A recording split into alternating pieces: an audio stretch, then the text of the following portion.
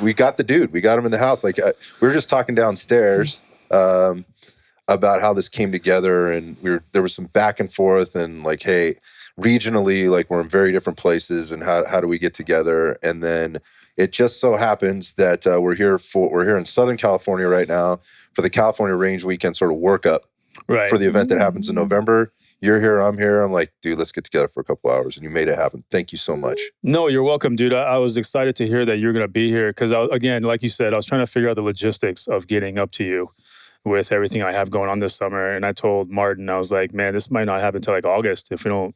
And then when I figured out that you were here, I was like, then perfect, let's make it happen. So yeah, I'm glad it worked out, man. Because otherwise, it would probably have been CRW if we didn't. I'm feeling that way too. There's a chance I could be making, a trip down to or out through the Texas region in the fall, but nothing's planned. I'm just trying to get through the next couple of months here. But nonetheless, we're here. I have so many questions for you. I've been a follower and a fan for a long time.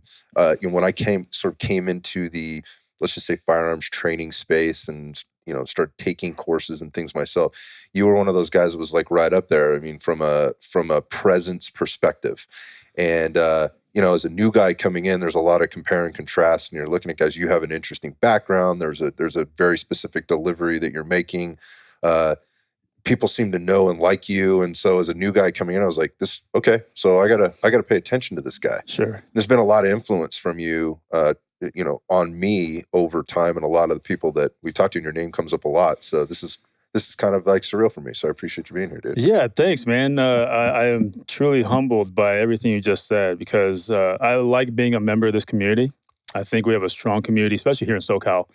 In fact, I think SoCal is probably the strongest community I've come across in the entire country when it comes to the shooting gun community, right? Whatever we want to call it. And I love being a member of that, especially here in SoCal. We've always had a strong footprint here because I've been here for the longest time and made a lot of friends and a huge network. And it's nice to see the people that I'm teaching here in SoCal going to other instructors. And we have like this whole network here that I've never really seen anywhere else. And that's why it's so impressive because the same students will go to all these different instructors and it's like they've almost kind of brought the instructors together.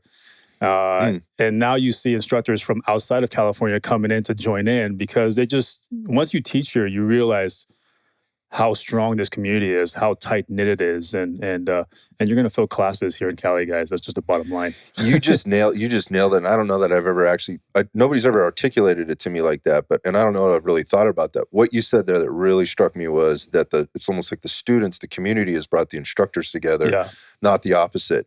And actually, I think you're right on with that. The instructors have to be open to this a little bit, but at the same time, they recognize the strength. And as I've been traveling around much more this year and getting into other areas of the country and talking with other instructors that live literally on the other end of the country but do come here on occasion, they've said the same thing about the California, particularly Southern California gun culture and the community in and of itself and how strong it is. And so going back, like you were a big part of that for a very long time. I know recently you've relocated, but this is a question because I think you could probably speak better to it than most people. Usually I ask instructors that are constructing from somewhere else and coming in, but you're a guy that was here for a long time and you've gone and reached out.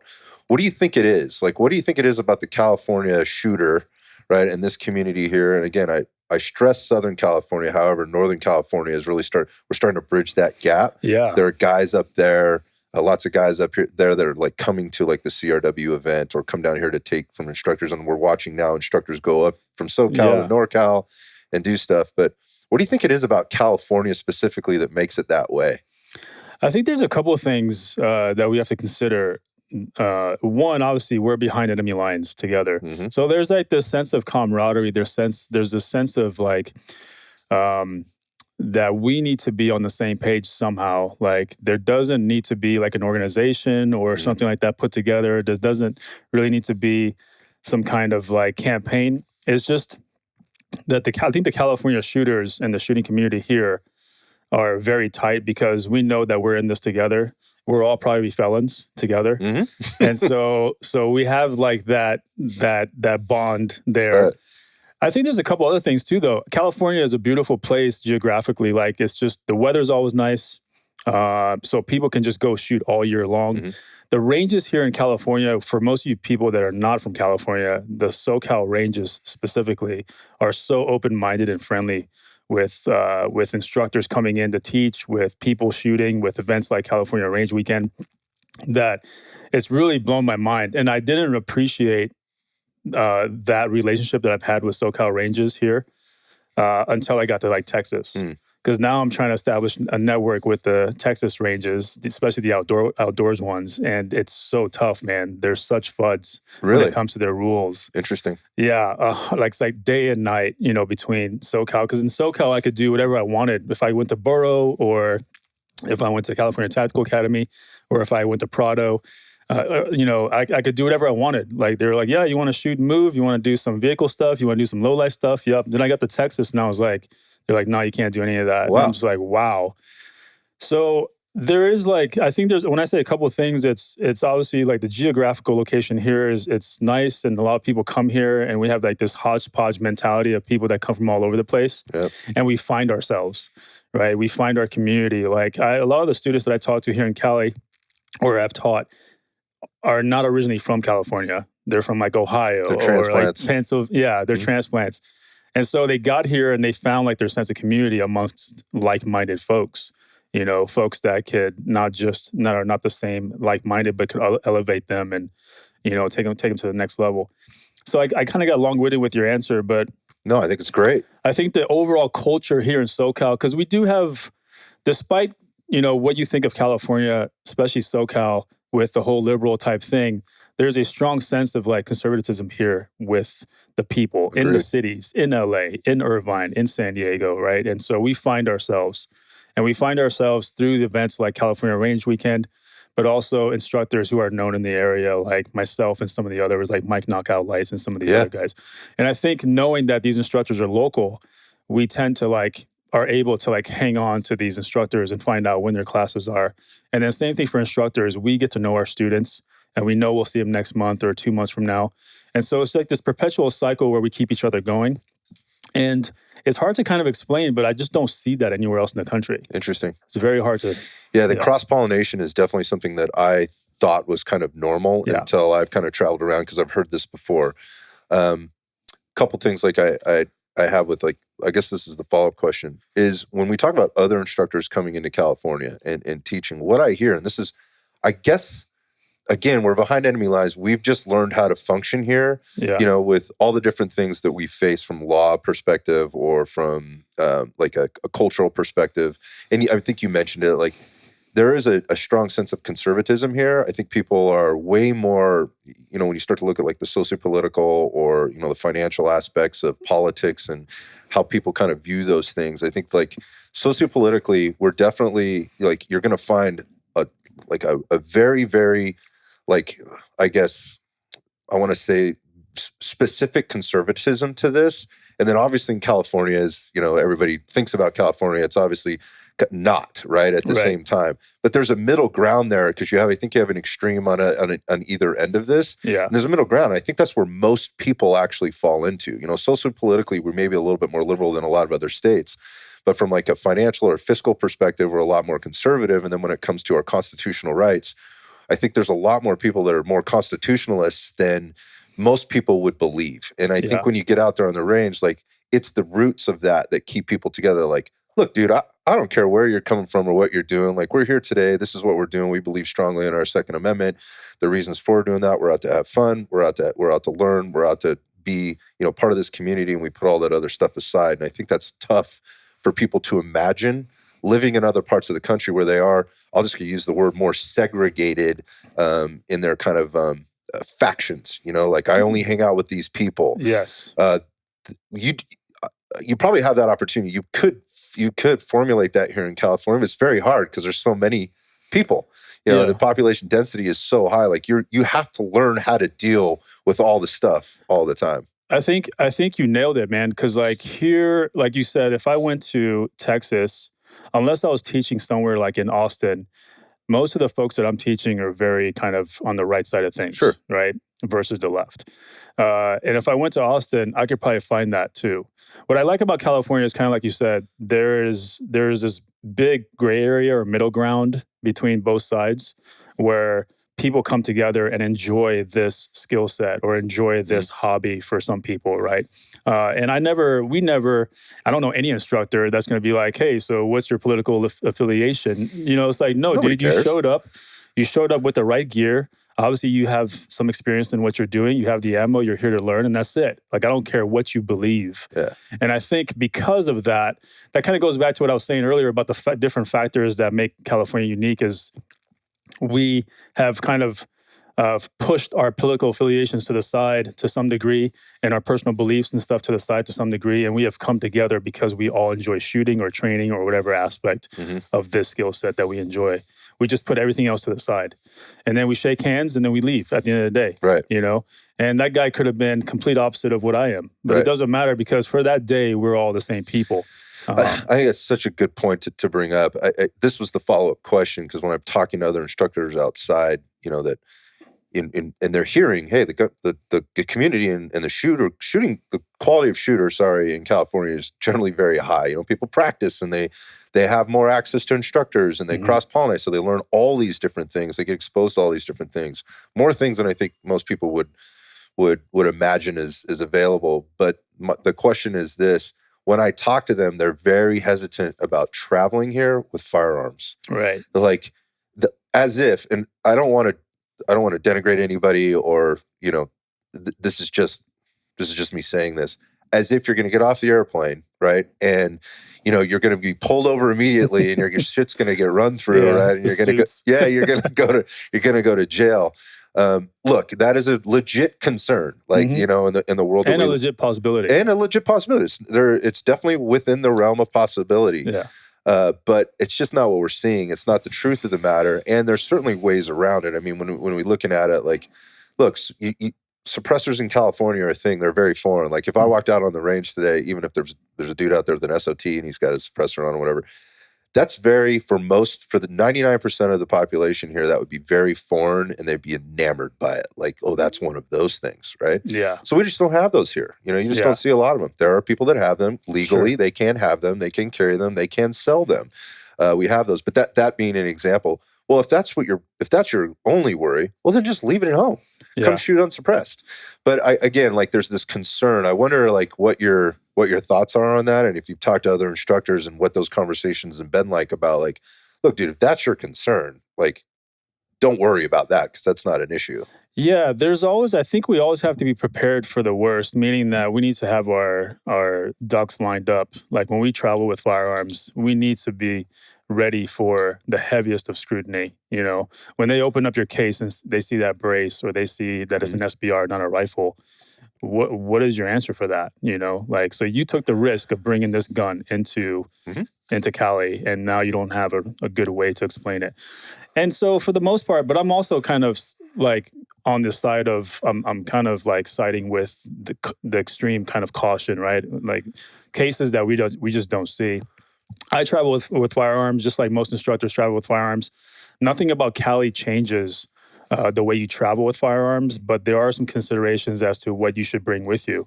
If you do have an SBR or if you do have a pistol brace, I would probably bring like a mag pull or something, like a set pistol buttstock with you, and stuff like that.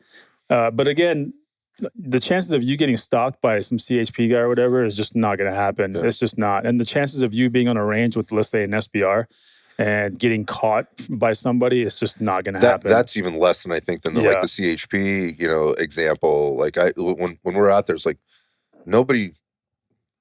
Again, is there a possibility? Of course, yes, there is. But this is just not the case. Yeah. I mean, I've been stopped by CHP too, and they've asked me if I have guns in the vehicle, and I say yes, and I show it to them, and they're like, "Can I see it?" And I'm like, "Well, two of them are locked up, but I'll show you the one that's not." And I show him the pistol and he sees it all decked out with like a red dot and this, that, and the other. And he's like, "Oh, dude, that's cool. He's better than what he's got." Yeah. Right? And next thing you know, we're on the side of the 5 talking about training, talking about pistols and guns for 10 minutes, But I mean, you can get that guy that's going to be a dick Sure. and give you a hard time. But again, there's coming to California with guns too easy. But like considering what guns you want to bring with you, and also what's your reason in case you do get stopped. It's not going to be at TSA though. It's not going to be at the airport. Yeah, yeah. You're chuckling about it. It's the same thing. They have no idea what they're looking at. Well, they're not looking for it. No. Yeah, because it already got checked from the airport that you took off from. Yeah. I'm glad we went down that route because you can talk to it at a little bit different level. Again, it's something that's come up lately, and you were talking about how instructors are coming out from the outside of California in, and I think that's so important for California, but I also think it's so important for the culture in general that we continue to cross-pollinate that way and not look at it like there's these dividing lines. You said, and I believe this, I say this all the time, we are behind the wall here. We're behind enemy lines in a way. This is a very different state with regard to how it looks at that politically and even from a legal perspective now. But there's a lot of noise, there's a lot of noise that comes out of California when it comes to guns, and I think that's what scares folks that are not from California, especially instructors, because they hear all this noise coming from California with Newsom trying to do this and like that and the other, and so a lot of people are like, "Dude, I am not going anywhere near California with guns." But you have to understand that despite all that noise, the community itself here is one that is very supporting and one that's very open to outside instructors coming in, and they will sign up for your courses. You guys just need to get here and think about the community here and how they may want you out here, but you are letting, again, this noise kind of deter you from coming here because California does make a lot of anti-gun noise. Newsom just makes a lot of anti-gun noise. And he does it for a reason, right? He's trying to keep people out. But again, strongest shooting community here in SoCal. It's just not going to get any better. If you want to fill classes, come here, guys. Yeah, man. It won't be hard. It won't be hard. That's also the we move on, but that's also the upside of all the cross pollination of like nobody's just taking courses from one instructor around here. No, they have options, and they're encouraged to do so by other instructors. These are loyal students, man. Like these are students that want to train. Like I have so many students that have come to several classes of mine that we're all friends with. Like we have Signal chat groups, and we have like all kinds of chat groups now with all these students, and they want you guys to come here. But also, there's a lot of new shooters here that need instruction, and I mean, there are so many people that were on like left-leaning, people that were anti-gun, but with this whole like COVID thing that happened over the last 2 years, with jobs being lost and crime going rampant and all this stuff, a lot of liberals, a lot of people on the left started buying guns, and they were looking for instruction. And like, yes, they can get instruction from all these ranges out here, but again, it takes for like you legitimate, credible instructors to come out here and really get them down this journey, not some NRA guy. Yeah. Yeah, we know all about that. Yeah. Man, thanks for handling that with me. Let's circle back to like we started right in with the California stuff.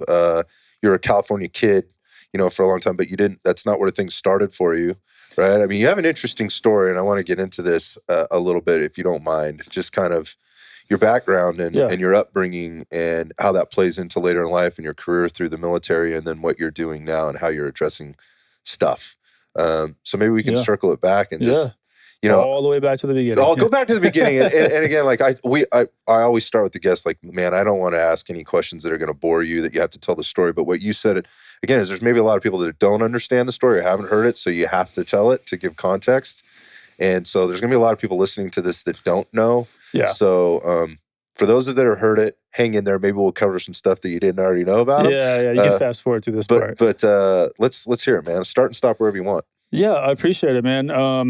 Well, so, I was born in Kabul, Afghanistan. I was born there in 1978. And in the late 1970s is also when the Russians invaded Afghanistan. And so that whole war kicked off. As it was kind of inching closer and closer to Kabul, my family decided that we need to leave.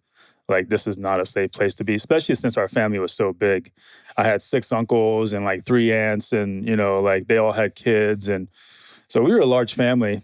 And you were in Kabul? I was in Kabul, yeah. And what's the family doing? Like, is there a family business? Like, what's the occupation? Like, what are the kids doing at the time? What's going on there? So mainly my dad's side was all military.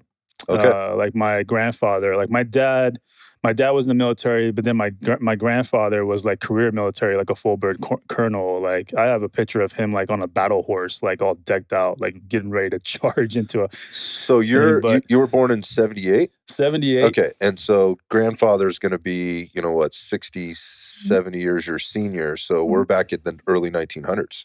I mean, he was Midnight 1920s. Yeah, 1920s ish, and then from there on. But I mean, he was career guy, full bird colonel. And when I saw his picture, he was, I think, like in that picture, I think he was a colonel on his horse, and that's the only picture I have of him. On his horse. On his horse, yeah.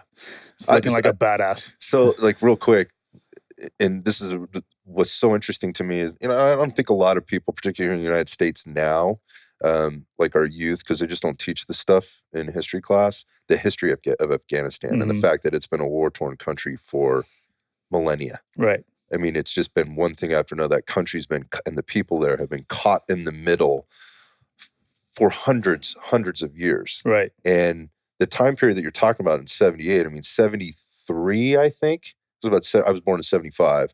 I think it was 73 is when basically there was a long-standing monarch rule that had happened for a while, and then that was overthrown. Right. And things got really wild, and it got really unstable there real fast. Yeah, so about 80 years under the king. That's right, yeah. About 80 years of peace under the king. And that was probably the longest stint in modern times for that country. A period of peace to be in Afghanistan with no fighting. And and so then in that time you're talking about as a kid in 78, or when your parents are starting to look at this going, everybody's looking at Afghanistan's a target at this point. They're weak. They've been weakened, right? And Afghanistan has always been a target historically. If you guys really want to know the history of Afghanistan, there's a really good book you should read by Stephen Tanner called The Military History of Afghanistan from Alexander the Great to the Taliban. It used to be titled To the Fall of the Taliban, but he prematurely titled that. So his second and third editions were to the Taliban. Okay. So look up Stephen Tanner, really good book. It goes back to Alexander the Great and his conquest of Afghanistan and how he almost died in the Hindu Kush Mountains and most of his army got, killed from malnutrition and the weather. And then, but like it talks about the elephant armies from India. It talks about Attila the Hun. It talks about Genghis Khan, Tamerlane, the Russians, the Anglo-Saxons, the First British War, the Second British. Like it talks about Afghanistan in great depth when it comes to the military history, but it also you understand why Afghanistan was such a key piece of terrain for any military that was trying to take it. In fact, there was a colonel from a British military that said, you can take Afghanistan overnight. The country can be yours overnight, but it'll take you a millennia to hold. Like you'll never be able to hold this country, just because it's too tribal. The people here, before you got here, before you occupied, they were fighting each other, and now when there's a foreign occupier, they come together and they say, "Hey, truce for now. Let's fight the foreign invader, and then we'll go back to doing our thing." And that's just how it is. Anytime Afghanistan's been invaded by a foreign country, those tribes have come together to fight. And when they kick them out, then there's a little bit of peace and transition, but then they go right back to fighting inside. Because that's just how Afghanistan is, man. And so Afghanistan is obviously used to fighting, and they're used to foreign invaders. And if you look at the people of Afghanistan, you can see it in their faces.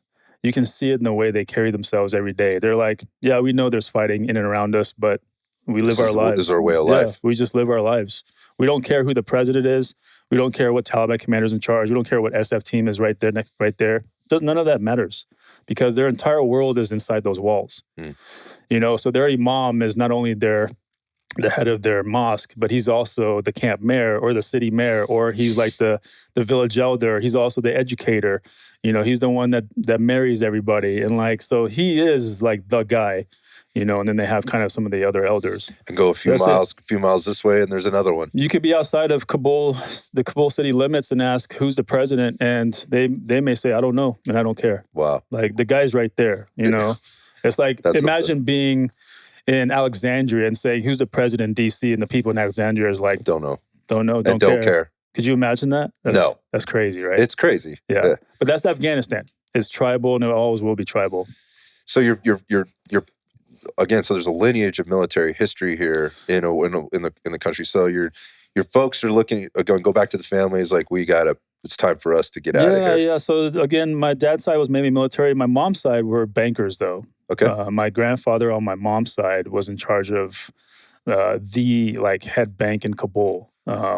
And so he ran that bank, and then most of my mom's side were either clerks or some staff at the bank, and that's what they did.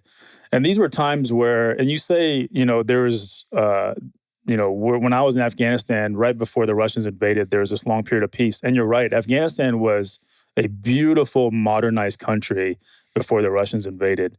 There was cars on the road, there was motorcycles, men were in suits, clean shaven. The women had their hair did, nice, nice outfits, makeup, heels. I mean, it looked like something out of 1950s, 1960s America, And then obviously when the Russians invaded, there's, it kind of blew them back to the Stone Ages. But Afghanistan was also very touristy. A lot of people would tour Afghanistan, to come to Afghanistan to see all the beautiful terrain and all these different cities from Europe and from America and from all these places. So, I mean, it was on the road to a good place before that happened. But it was almost like, was it really going to happen? Because we'll never know. Given our history. We'll never know, though. Yeah. But yeah, so then we left. We decided it was time to go. And the thing that really expedited us leaving was my father getting killed. And he got killed by Russian soldiers. And then that's when we were like, all right, we got to get out of here now. And so we picked up and left. And my grandfather made a few trips to get all of us out of the country. I think we went into Pakistan and maybe in India. I forget, either Pakistan or India. We settled there for 6-7 months waiting for our paperwork to get cleared to go to the U.S. Mm-hmm. And so back then it was a lot easier to get to the U.S., not like it is now. And so I think it took us 6 or 8 months in either Pakistan or India. How many of there are you that ultimately make the trip? So outside of two uncles, the two uncles that went to Germany, everybody else made it. And I mean, we're probably looking 15, 16 people maybe. Wow. Yeah, because again, big family, some kids. My grandfather had to make 4 trips. His last trip was... one of his last trips, not his last trip, was myself, my mom, my younger sister, who was just a newborn, and then 2 of my youngest uncles. Because in Afghanistan back then, if you were 15, you had to serve at least 2 years in the military. Okay. Both my uncles were 15, 16, and so we couldn't just leave them behind, and we couldn't just let them hang out for people to see because they would have got pulled off. So my grandfather put them in rice crates, put rice bags over their heads in the back of the bus. Whoa. And we got through checkpoints like that. Whoa. So they wouldn't get pulled off. Whoa. Well, then that's just part of the problem was the military checkpoints. The other part of the problem was the Mujahideen checkpoints. Because the Mujahideen checkpoints, they're also recruiting. Yeah, again, this goes back to the history and what's going on in the country at the time and so forth. And if the Mujahideen guys, in case you guys don't know, a brief kind of summary of the Mujahideen was basically, imagine just guerrilla fighters, Afghan guerrilla fighters that didn't trust the Afghan military, but also were fighting the Russians because, just like any patriot, this was their home and this was their country, and they don't want to fight with the government, but they will fight the enemy on their own. Mm-hmm. And so that was the Mujahideen, and the Mujahideen basically turned into the Taliban later on. But that's how they started, were as freedom fighters. But they also had checkpoints, and they were like, hey, these 2 are old enough to come fight for us. So that was a scare as well. Right. So they're handling things a bit differently there. And they're handling things a bit differently, yeah. Well, they also pulled my grandfather off the bus and put an AK to his head. Wow. Because my grandfather, being a banker and being in a nicer suit, clean shaven, they thought that he was part of the Communist Party because of how he looked. And he was like, no, dude, I'm a banker. Here's my paperwork. But he also gave up a ton of money for them. And then on top of that, they came onto the bus, and I guess they were wanting donations from everybody, and they saw the rice crates in the back, and they're like, "Hey, we want half the rice." He was like, "All right, you guys stay here. I'll go get them." And so he's lifting rice bags over his son's heads. Holy crap, man. Mujahideen fighters, so they wouldn't go back there. That's intense. Now he did that 4 times, and I only know the story that my mom told me from our trip. Him getting pulled off and all that. And I could imagine what he went through for those other 3 trips trying to get his kids. This is just trying to get to Pakistan. This is just trying to get out of Afghanistan, yeah. And Jeez. But after that, I mean, that was it. Like we did a short stint waiting for the paperwork to get cleared. And then once we got the paperwork cleared, we actually went to Lincoln, Nebraska, of all places. I don't know why, but that's where I grew up, in Lincoln, Nebraska. And you know, Lincoln being a small kind of college football town in Nebraska, not the greatest place to be, but also just a really good place to raise a family back then. So I was misunderstood. I thought you came here as a kid. So you went to Nebraska. Yeah, no, Okay. California came later in my life. Okay, got you. Okay. But All I right. did most of my growing up in Lincoln. Went to high school there, went to college there and everything. And then the Marine Corps brought me to California. Okay. So, wow, so when you get there how old are you when you finally make it to Nebraska? I was maybe 4. Yeah, so very young. Maybe, You're very young. 4, maybe 5. How's the family integrating into, you know, Western culture when they arrive? Was that really tough? It wasn't something that I really grasped until I got older. But something like one of my earliest memories coming into America was we were standing at a line at a Goodwill waiting to get like sheets and pillowcases and stuff. That's one of my earliest memories. I guess we didn't have that stuff, or I guess maybe we were like taking handouts. I don't know. But like I remember it was a Goodwill because I remember the sign. And I just remember like we walked away with like a bunch of sheets and blankets and pillowcases and some other stuff, like brand new, you know, and they gave it to us and then we left. You know, so, but like growing up here, seeing my family adjusting was pretty typical of like just a foreign family that just migrated here and now they're trying to make it, you know, and like my uncles went and got jobs and my mom tried to get a job and like none of them really speak good English, you know, so now they're all taking like English courses a couple times a week at some college campus somewhere to try to get schooled up. And at the same time, they're trying to work. And it was a struggle. Like it was a struggle, not for my sister and I. Obviously, we went to school and like we picked up English very quickly. And so we made friends. Yeah. So like us growing up as Afghans, like immigrant Afghans, was really not even a thing, you know, to be mentioned because it was like any other kid being accepted. But like I could imagine how my family was probably having a little harder time. I'm sure. You know, dealing with society and dealing with people and dealing with the language and culture that haven't really experienced before. Yeah, I mean, I can't imagine what Lincoln, Nebraska was like in the late 70s, early 80s either. I mean, I don't know. I've never been to Lincoln. Yeah. I know about the Cornhuskers, you know, you know, and all that stuff, but that's about it. But so you grow up as a kid, but here's the interesting thing. So you go to high school, you go to school, you go to college in Lincoln. And then you ultimately enlist in the Marine Corps. Yeah. So I went to college. I wanted to join the Marine Corps out of high school, but my mom. Oh yeah, we got to talk about this because my mom you just told a story about getting the hell out of like a war-torn country, right? And now you're talking about joining the U.S. military. Well, so that goes back to like just me growing up in this country, and then also becoming old enough to understand where we came from and why we left. Understand that whole, like, just, you know, that picture was painted for me. So now I'm like, oh, this is why we're here. And this is why we left, because we literally could have been killed any day, you know? So, but once I understood that, then I really started appreciating here. I started appreciating our quality of life here, our freedoms here. Like the fact that we could just go out and do whatever we wanted and no one would say anything, where that was not the case in Afghanistan. Women couldn't even go out in Afghanistan without having a full burqa on because the Taliban would beat you. Even if they saw your ankles, they would sit there and beat you with a stick. So when I learned about stuff like that, I had this really like sense of gratitude for being here in this country. And then I was like, well, how can I pay back? I want to do something. And the military just runs in my blood, man. You know, it just runs in my genes. And so I knew that I wanted to join the military. I just didn't know where, how, what. But I wanted to join, after I did all my research, I wanted to join the Marine Corps out of high school. And I knew I wanted to go infantry. I knew my family would never buy off on that. And but I told my mom, I was like, hey, out of high school, like I want to join the Marine Corps. And she was like, no. She was like, no. She was like, I'm not even going to discuss this with you. She's like, we're not even talking about this until you go to college, finish college, and then we'll talk about this. And I was like, really? Was she hoping you just forget about it, or you grow out of that phase? Yeah, exactly. She was hoping that I would, like, you know, go to college and then get some boring 9 to 5 somewhere. But that's what I did, man. Obviously, out of respect for her, I did that, and I went to school.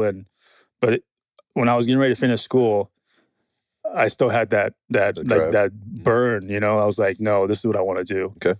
And so, after college, I told my mom, I was like, hey, I'm going into Marine Corps. Like, I'm not asking for permission. I'm just telling you, like, I'm going. There's nothing going on. It's the year 2000. Okay. Nothing going on. Pre 9/11. I'll go do a couple years. I'll get out. Maybe go to grad school or something like that. Right.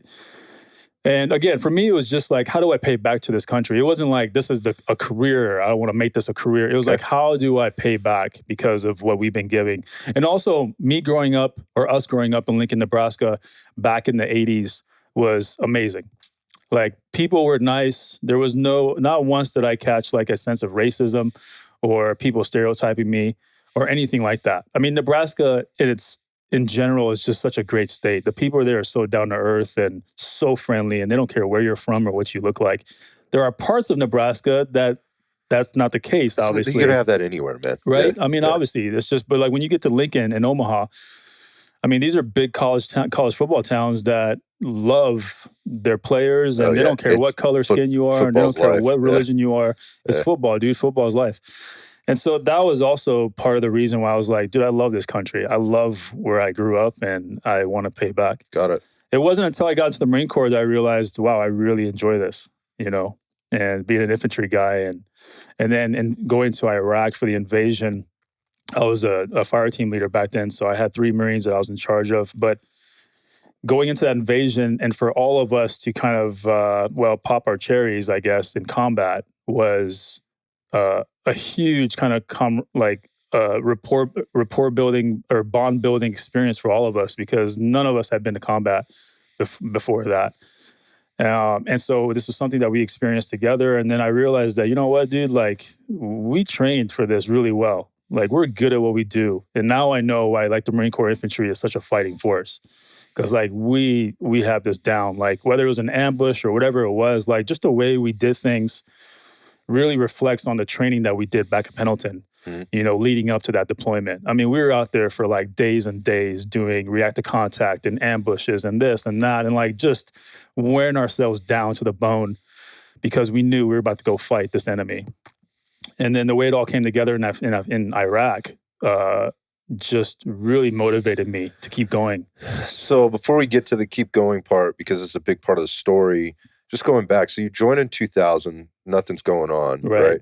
If at that point you're already through all, where are you when 9/11 happens? When 9/11 happened, I was in the fleet. I was already in the fleet at my unit for a few months. We just got back from a run, and everybody was like getting done showering and changing back into our uniforms when I saw my friends crowded around the TV. I thought they were watching a movie, when in fact, obviously it wasn't a movie. But yeah, I was already in the fleet, man. Like, we were already done with boot camp and School of Infantry, and we'd already been in the fleet for like maybe 4 or 5 months together. Are you guys out through Okinawa yet and done all that stuff or whatever? Did you have to do that? Yeah, we did the Mew in Oki and hit all the ports. So you kind of get done all that. So how long from the time you see your friends watching TV or all your buddies watching TV to the time you're in Iraq?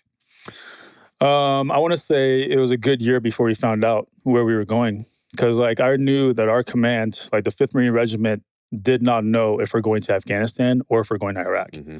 We just didn't know. So we were training for both. Like, we may go to Afghanistan. And so we just didn't know. So we were on standby for like a good year before we actually found out. And then we did our pre-deployment builds. But for that good year, we just trained our asses off for both like an Afghanistan type environment where it was just like desert and maybe longer engagements, and then Iraq, like shorter engagements, a little more urban warfare type stuff. And so it was cool though, because we covered all of it. You're getting a mix, yeah. Yeah, and the budget there was amazing because we were getting sent to places that I didn't know that we could do. Like, we were getting sent to like shooting schools. We were getting sent to movie theaters or movie studios, production houses like in San Diego, where they set up like an Iraqi village for us. Okay. With like RPGs on invisible wires, like IEDs, like they just set up everything, role players. And I was like, man, it's so cool that we get to do this. We're on a movie set, basically like just playing out this war scene. Well, how did that work out though? Like, I mean, Yeah. so the question is like, okay, so that was the movies. Yeah. Like, what was that like when you got over there? I mean, you said you felt like you were very prepared, like you trained really well. But, I mean, can you compare and contrast that? Just like what you saw? I think the training is always going to be a little more extreme, a little more worst case scenario type-ish, type scenarios like, oh my God, we got 5 Marines down. What do we do? And so, and I appreciate that it has to be that hard because it's like, we may never have 5 Marines down on the ground injured at any point, but it's good to understand what needs to happen. What is the protocol there? Where's the security coming from? Where's the aid coming from? All that stuff, QRF. And so it was good for that. And those are the type of things that we needed that we couldn't just do for ourselves back at Pendleton. And so the leadership that we had at the time just squared away guys. Like our company commander and battalion commander both came from recon. In fact, our battalion commander came from force recon. So he was like, let's get after training. Right. And we were all like, yes, let's do it. So he's the one that was like, let's go here and, to the production house, because it was a friend of his that did that for us. Let's go to this high-speed shooting school that Marines don't usually go to, And so we went to like driving schools and we went to all these little schools that was really cool to see for us to go before we go to Iraq. So you go into Iraq for the invasion. How long are you there? We were there like a good 9 months. So we got there like in February, staged in Kuwait, and then we waited for the word to push, and then we pushed into Iraq. And then I think we left in, I want to say October, November, I forget. I have to ask, like, from the families, going back to the family perspective and the upbringing and now going back to the Middle East as a grown man, right, and trained, knowing what you're about to get into. Were you handling that different than anybody else, just kind of in your mind about, thinking about your family and where they'd come from and how hard they worked to get you sort of out of that area? Because we haven't even gone to Afghanistan yet. Yeah. But how did that all play out in your head, man? Yeah, well, so I guess I should start with like when I finally out of college made my decision that I'm joining the military. A lot of my family were against it, obviously. And they gave me, stuff to think about, like, well, we just came from a war-torn country and now you're about to join the military. And my only defense was there's nothing happening right now. Like, there's no war going on and it's a good time. And plus all the incentives, like if I go do a couple of years, there's a lot of incentives I come out with as a veteran, So I was trying to like explain to them this could be very, very beneficial to me. But they just weren't having it. To them, it was like, you're joining the military, you're going to go fight somewhere. And then, obviously they were right. They were right, yep. But nobody knew that. They just assumed. And so there's a lot of discouragement on their part. In fact, there's some like mind games that they play with me all the time. They would tell me that I'm not fast enough, I'm not smart enough, I'm not strong enough, like it's pretty hard. I'm gonna get through like 2 weeks of boot camp and then quit, So they were just trying to do everything they could to talk me out of it. But I use that as fuel. I just use it as fuel, man. Like, because to me, it was like, cool. You guys keep thinking that I've already made my decision, but now I'm gonna use that to fuel me for the times where I do feel weak, where I do maybe want to quit. I'll use that. And I took that with me throughout my entire career. I always like pictured them telling me I couldn't do it, whenever, even years later when I went to like SFAS and stuff. But yeah, it was that. It was a lot of them telling me, no, don't do it. No, it's dangerous. We just came from Afghanistan. And then I finally, like, despite not agreeing with one of them or not getting one of them to agree with me or see my side, I still went. You went and did it. Yeah. And then I knew, like, they're just going to have to accept it. But when 9/11 happened, it was like, here we go. I told you so. Yeah, now I have to explain this and defend myself all over again. That's a whole different deal, man. And that's what it was. And obviously when we were deploying, I had to go through that again. It's like, now you're going somewhere, Yeah, that's why I wanted to ask, because that's much different than, somebody else whose family hadn't been through that. Again, you go to Iraq. We all know what happened there. But your experiences there, just on the ground, you said you went as a team leader, and you recognized how well trained you really were for the environment that you're walking into as best as you could be, I'm sure. But how did that impact you leaving there and coming out of there? Where was your mindset going through that? Because you had told me, like, I don't know, I really don't have a plan. I'm going in. Right. When I get out, maybe I'll go to grad school. I'll figure it out when we get there. Right. Where's your head during all that? I think that within my first year of being in the Marine Corps, like in the fleet and seeing like what we're about and what we do, I decided, okay, you know what? I may stay here for a while. Okay. Like this may be a career for me because I enjoy it. And I didn't really know, like this was before obviously Iraq kicked off and everything. I just enjoyed being in the Marine Corps as an infantry guy, being in this unit and then doing what we did every day. I just liked it. I wasn't in office, signing paperwork and having meetings and writing emails. I was doing something fun and I enjoyed that. Obviously dealing with my family was one thing, but then once we like got into Iraq, there were some things that really messed with me. Like here I am, a Muslim guy that's getting ready to fight other Muslims. And in Islam, they say like when you kill one person, it's like killing the entire humanity, right? Like you've killed. And same thing for when you save somebody. So here I am thinking, well, I never killed anybody before, but now the very first person I may have to kill is someone who's also a Muslim. And yes, I grew up Muslim and I believe in Islam, but I was never like a practicing Muslim. Like I don't pray 5 times a day. I don't fast. I have fasted in the past. I don't typically fast. I won't be taking a pilgrimage to Mecca anytime soon. Although I do want to go one day because I think it's cool. I won't be going anytime soon. So I'm not like a practicing Muslim, but I'd be lying if I said I don't believe in Islam or I don't respect my religion. But now going there and having to kill other dudes that were Muslims was like kind of troubling at first. I didn't know how to deal with that. Like I was like, am I going to be able to pull the trigger on this guy or like And so I had to deal with that being there on the ground. Like every day I was just thinking about it like, okay. And then we get into our very first ambush. These dudes are like 300 meters away on a berm, like shooting AKs and RPGs at us. And we're returning fire. And I don't know if I'm hitting people or not. I just don't. Like I'm aiming down my sights, and I'm aiming down my optic and I'm looking and I'm like, maybe I hit him, And the whole time I'm like, I don't know. I was like, did I just kill that guy? Did I miss? Like, I don't know. But then like what really kind of like got me past all that was just a very basic thought process of survival. I was like, I don't have time to think about this. Like, I don't have time to sit here and debate with myself on who I'm killing or whatever, And the way I looked at it was these guys, they're not insurgents, right? This was like the Republican Guard, Iraqi Republican Guard. These are all dudes who signed up to serve their military and protect their country. Same as you. Same as me, right? Except who's really the bad guy here? Because we just invaded their country, so like they could see us as bad guys, right? And so again, this whole spectrum of thought was just coming to me and going and coming and going. And at the end of the day, I was like, well, you know what? It really doesn't matter now. Because I don't have time to sit here and be like, oh, dude, you're Muslim, I'm Muslim. Let's not kill each other. You're here. It's like, dude, we're here on the battlefield. I really don't have time to care about you or what you are. And so that was it. All I cared about at that point was the guys to my left and right and us getting safe through this and then maybe getting home at the end of this, right? And that's really what it came down to. I know it's not like this whole philosophical like eureka moment, where it's like, it just came down to survival, bro.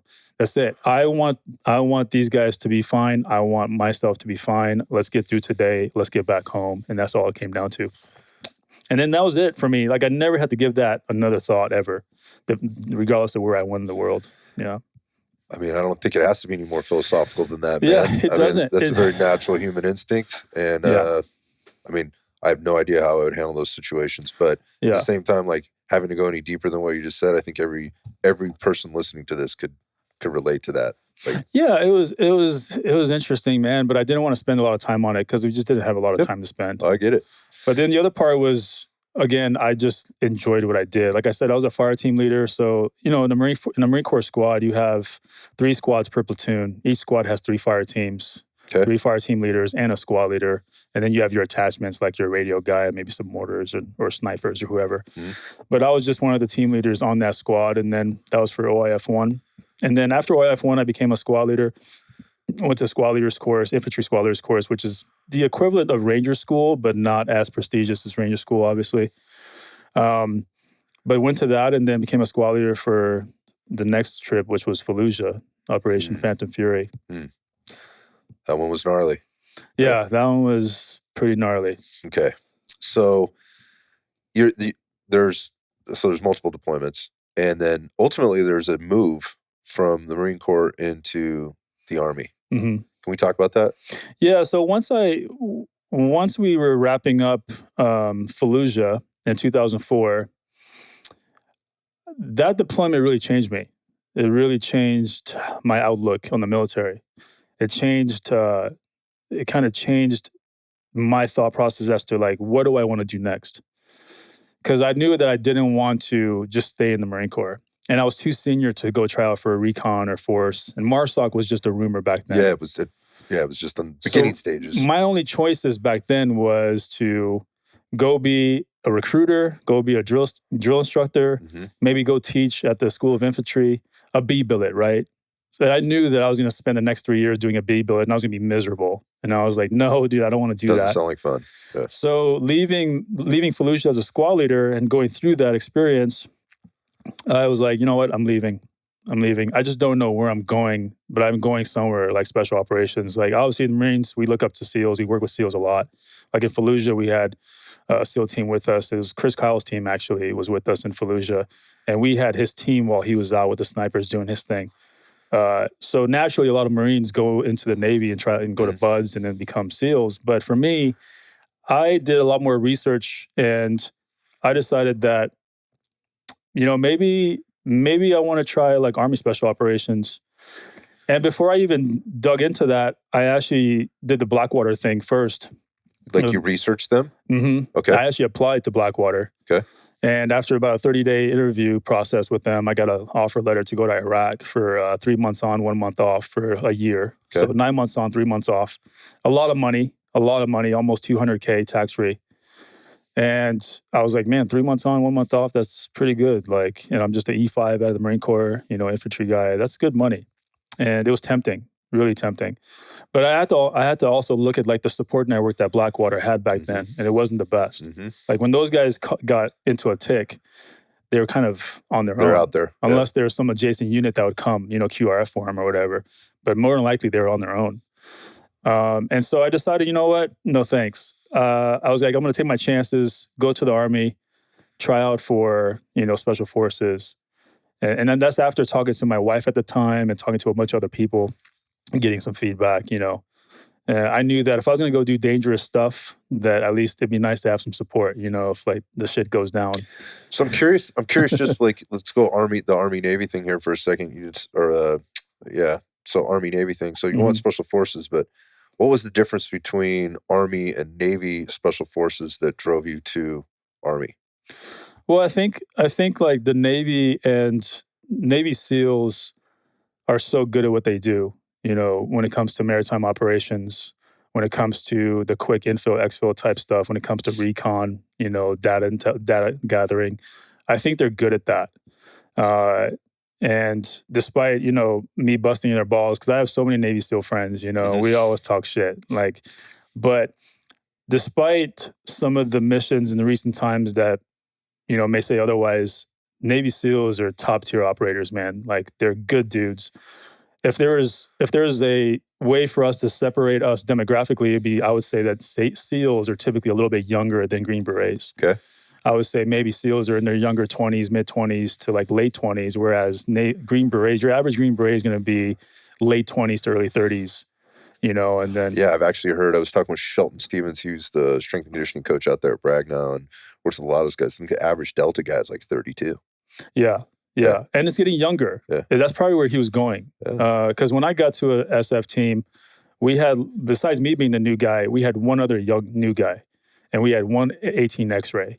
When by the time I left the teams, we had 6 18 X-ray, like half the team. Right, because these young the maturity, dudes. Because it comes to retention. Yeah. Special Forces has a terrible retention quality.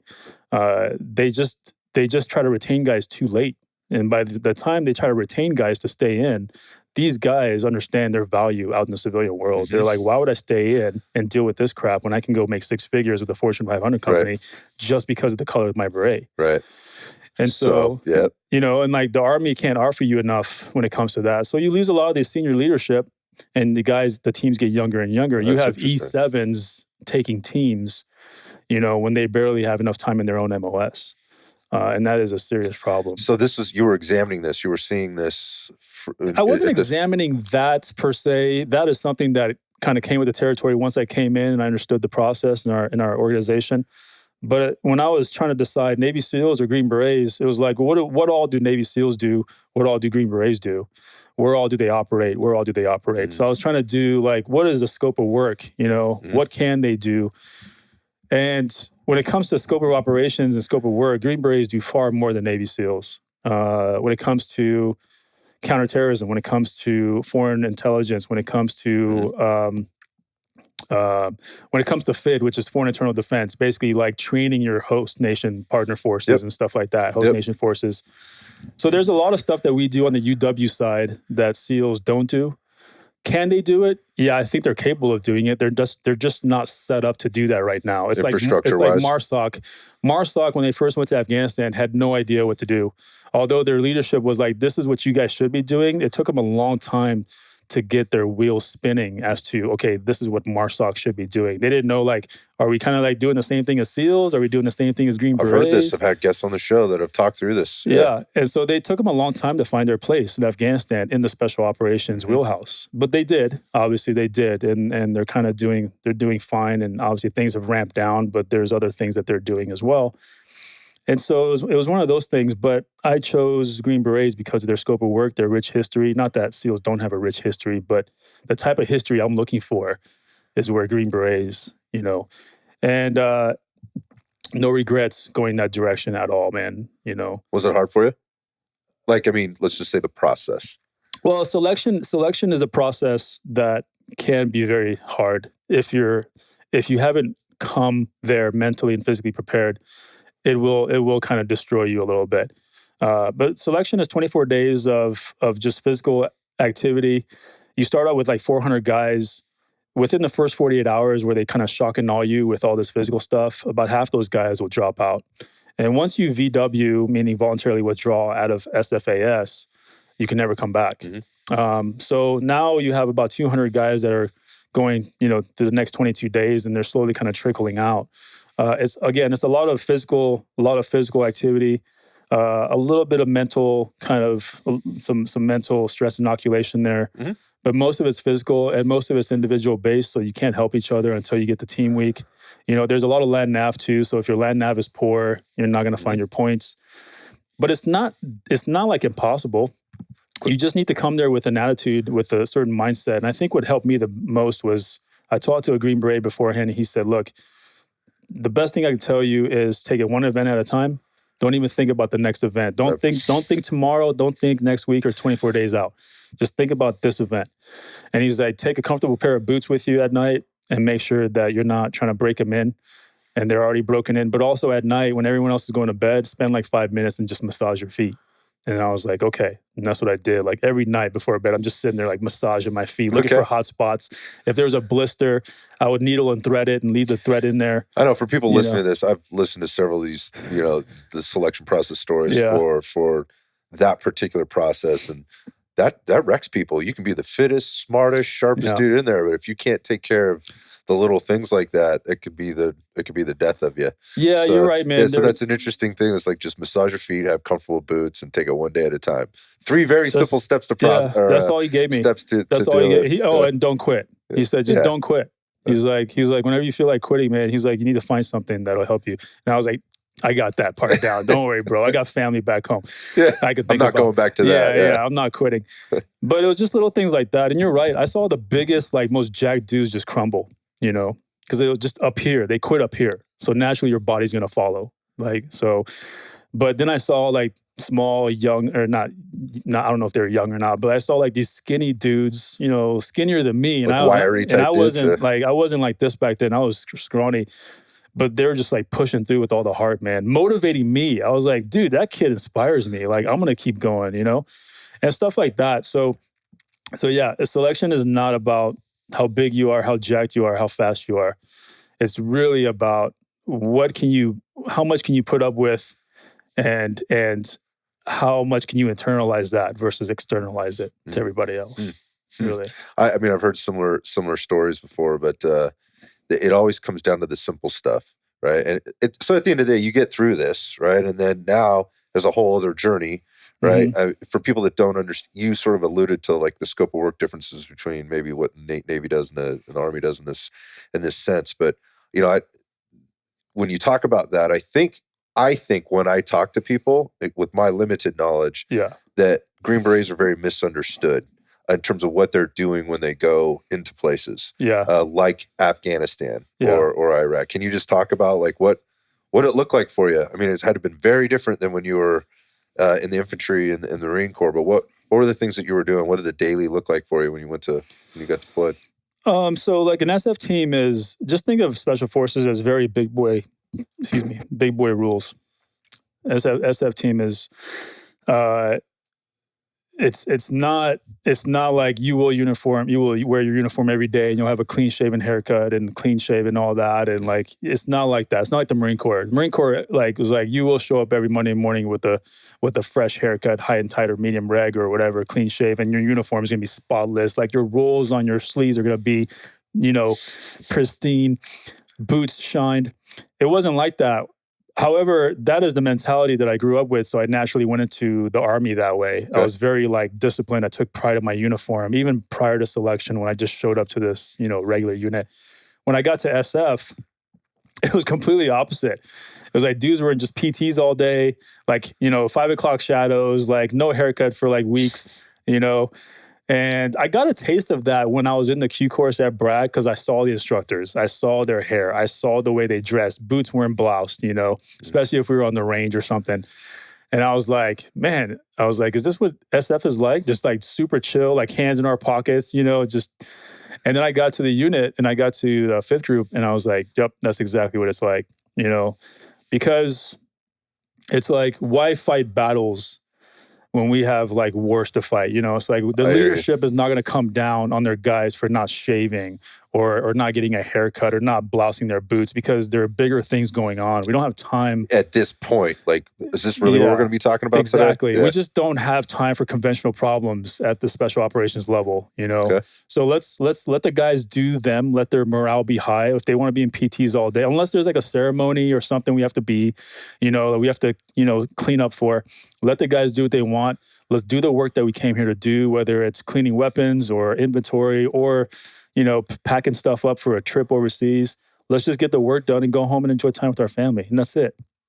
So with that mentality was cool, big boy rules, don't get in trouble. You have all this space and freedom and flexibility to do whatever you want. Just don't step on your dick. Don't fuck it up. Just don't fuck it up. That can be a little harder for some than it is for others. Well, so it's a double-edged sword, right? Because now you give these guys, let's just say these guys came out of the Q course and they're new guys. And it's like, hey, congratulations, you're a Green Beret now. You're on this team. Big boy rules. To them, that's like, oh my God, I'm about to lose my mind. Because for the last 2 years, I've been busting my butt, staying clean and this and that. And now I'm in my unit and I can do whatever I want. All the freedoms, yeah. And so a lot of the younger guys get in trouble with alcohol, driving and drinking. They'll go to a place and get to a fight, because again, they have this, they're not thinking like Green Berets. They're thinking like young soldiers that have freedom for the first time. They have liberty for the first time in a while. But, they say that as hard as SFAS and the Q course is, the real test of being a Green Beret doesn't start until you show up to your team. Because now you have 11 other guys that you need to prove that you belong here and that you will get up to par training-wise so that one day you could have their back, and they don't have to worry about you as a liability, but they see you as an asset. That's hard. That's hard to now show 11 other dudes who've been on the team together for a while that you showing up as a new guy, you're worthy of being there. And you got to prove that every day. And yes, they're going to treat you like a new guy for a while. I got the new guy treatment. Doesn't matter where I came from. I was just going to ask you. Doesn't matter. Yeah. You get the new guy treatment and you deal with it. And then eventually you get accepted. And then you find your little niche in the team, But that's the hardest part. Did you ever step on your dick with those guys? 100%. Yeah? Yeah, 100%. Give me an example of a time that really pissed them off. Well, I think the very first mistake I made was I didn't show up with enough beer. In my book, that's a problem too if you come over to my house. Yeah, because, they say they don't, but here's the problem is they don't say how much beer Yeah, I got you. It's never going to be good enough, right? So I showed up with 2 18 packs, all right? Just I forget it was Bush or something like that. And there's like, whatever you do not show up empty-handed. And I was like, cool. Well, this is what I can carry. Yeah, this is what I can carry. I could have carried more, obviously, but I show up with 2 18 packs, and they just look at me like, that's it? Go back to the store. like get out of here. And I was like, oh fuck, I fucked up already. Like day one. Man. No, but that's that's all kind of playing and stuff. Gotcha. But I have definitely, as a junior Bravo, made some mistakes with weapons. Where is this weapon? Where is this optic? How come the inventory doesn't match what we have on hand? Little problems like that. Those are problems that every MLS goes through. Like your 18 Charlies, who's in charge of inventory for everything, have it way worse than just the Bravos for the weapons or the Echoes for their comms gear. So you make mistakes like that. But I've definitely stepped on my dick once or twice in schools. I went to a school and there were certain things that I didn't take serious enough, and I didn't make the deadline, and damn near got booted. But also, I've stepped on my dick financially too, dude. Like, I have no problem admitting that when you get to an SF team, you get a government credit card, and they want you to obviously be responsible with that card. Responsible is important. Yeah, because especially because you need that for schools. That's how you pay for your rentals and your hotels, and you pay for your everything else. If you overuse that, or if you don't account for it, obviously there's gonna be questions like where this money gets spent on. I was at a school in Seattle where I kind of did that. I mismanaged the funds a little bit. I wasn't like at the strip club or anything, but it was like I should have got a cheaper rental car. Yeah, or, gotcha. You know what I mean? Like something like shit that. Adds up, yeah. Yeah, because then now I'm getting then it goes back to the team, and now my team's starting, and everyone's like, hey, you spent this much money, like. But everybody else spent this much money, yeah. Yeah, so right. I was like, oh, okay, all right. Like, we're never going to make that mistake again. Gotcha. So it's little things like that. But as far as like in a serious manner where people's lives are on the line, thank God, like I can always say no. So this is interesting. So that's interesting that you pull those things up. Like, these are just like growing pains, right? It's like it's boring. It really is. You're starting like almost like in a teenager again, like you're walking in as a... Because you have just so much freedom. There's so much out there, yeah. They're just like, welcome to the SF world. Yeah. It's like, what guns do you want? Like, well, you're the Bravo guy, right? So yeah. Explain what that is, because people might not understand what that is. So the 18 Bravo on a team is a weapons sergeant, and you have an 18 Charlie who's demolitions and engineering. You have 18 Delta who's medical. I mean, you're pretty much talking about a guy that can do like field surgery if he needed to. So very qualified people. 18 Fox is Intel Assistant Operations. Who am I missing? 18 Alpha. Or 18 Echo. Echo's the comm guys. Yeah. Comm guys, anything comms, radio, satellite, anything like that. So as a Bravo, I'm in charge of weapons, but I also have a lot of proficiency in weapons, not just American, but foreign weapons. I can break them down. You get to play with all the things. Yeah. You break them down, put them together, you troubleshoot them. I mean, this is all you're doing for months and months, is breaking down weapons. Glocks, from Glocks to M4s to M16s to Fin, like FOWLs to AKs, RPKs. You name it. But then you're also messing with mortars too. So you get to do some mortar work, you do some call for fire and stuff like that. And so when you get to a team as an 18 Bravo, obviously you're in charge of all the weapons and stuff, but you're also in charge of some training. Like you put in the range packets, you put in the ammo requests. Sometimes you put in the purchase, you put in the purchase requests for whatever else you want. Like if you want some new EO techs or whatever, something you can't get through the military side, you can try to purchase. But then on the operations side, Bravos are usually like your pathfinders. Like they will plan routes to and from the objective, the waypoints and stuff like that. Sometimes they'll also kind of take the lead on actions on objective. Like when we get to this compound, what are we doing? Although on an SF team, we have MDMP, meaning that the 12 guys will split up into little 4-man teams. Yep. And they will plan everything from leaving the wire to getting back into the wire or getting home. They'll plan everything. They pitch it to the officer, and then the officer kind of cherry picks what he wants. And like the 18 Bravo could be the tactician on the team. He could be the senior guy on the team that's like, this is what we should be doing. But that also is based on his experience and some of his schooling. Obviously, some combat operations. Sure, and who else might be on the team that might have more or less, That's how it should be. That's just not necessarily how it is all the time. The tactician could be any guy, But that's how it is. But what makes Green Berets amazing is our ability to be able to call ourselves a jack of all trades. So there's not one thing that we're experts at.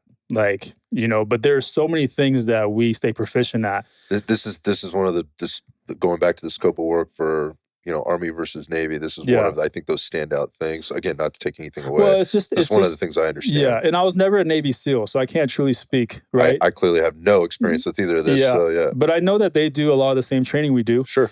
They just don't do a lot of the same mission sets that we do. So their training is a little more tailored towards what they already do versus like in the SF world, every team has a mission essential task list, meaning that you might be on a mountain team.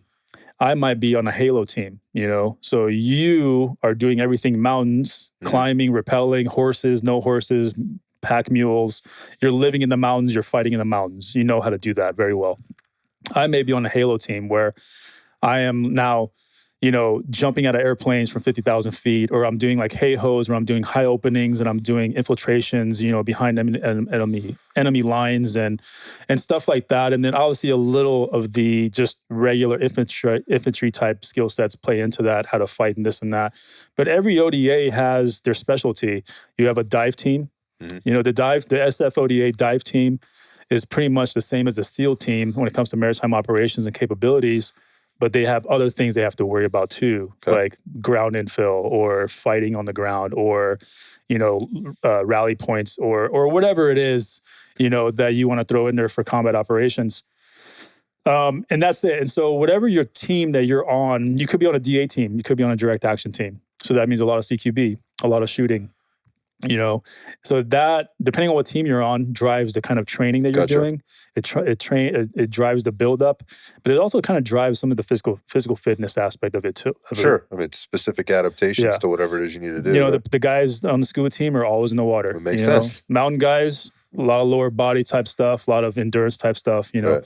So it's just a lot of that. And that's why, and because you don't stay on one team the entire time, in your 16, in my case, in my 16 years, I got to go from team to team and I got to experience a little bit of everything. So I was like, dude, I know a little bit about a lot of stuff, a lot of things, and not a lot about, And so, but that's something that no other special operations unit really does. SEALs don't do that. PJs don't do that. MARSOC doesn't do that, although MARSOC is trying to. But they don't do that. And so, again, that kind of goes back to why I chose Green Berets. Why you chose it, But why I think Green Berets are a little more special than everybody else. Well, you should, as you should. I mean, there's... No, but that's not to say I'm not discounting anybody else. I'm not getting I'm not getting that from you at all. I do that enough on my own time. I mean, there's going to be people listening to this that wear different color berets. They're going to be like, this guy, whatever. That's just going to happen naturally. Like you said, you have Navy SEAL buddies you talk shit with all the time. I'm just explaining why I chose Green Berets over everybody else, because I was looking for scope of work. That's what I was getting at. Where can I be the busiest and where can I be the most capable? And for me, that was special forces. I get it. I think you did a really good job of explaining that, man, and doing it well and doing it bureaucratically. It's well done.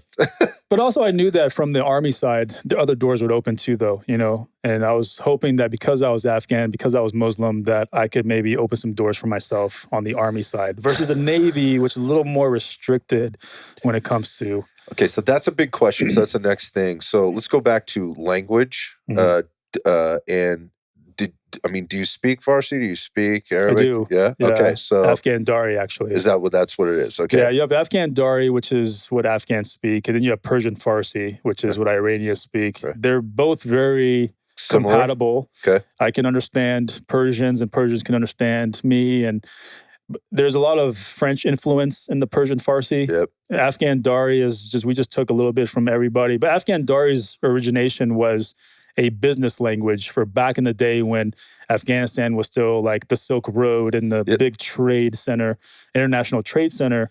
Dari was kind of created as the business language.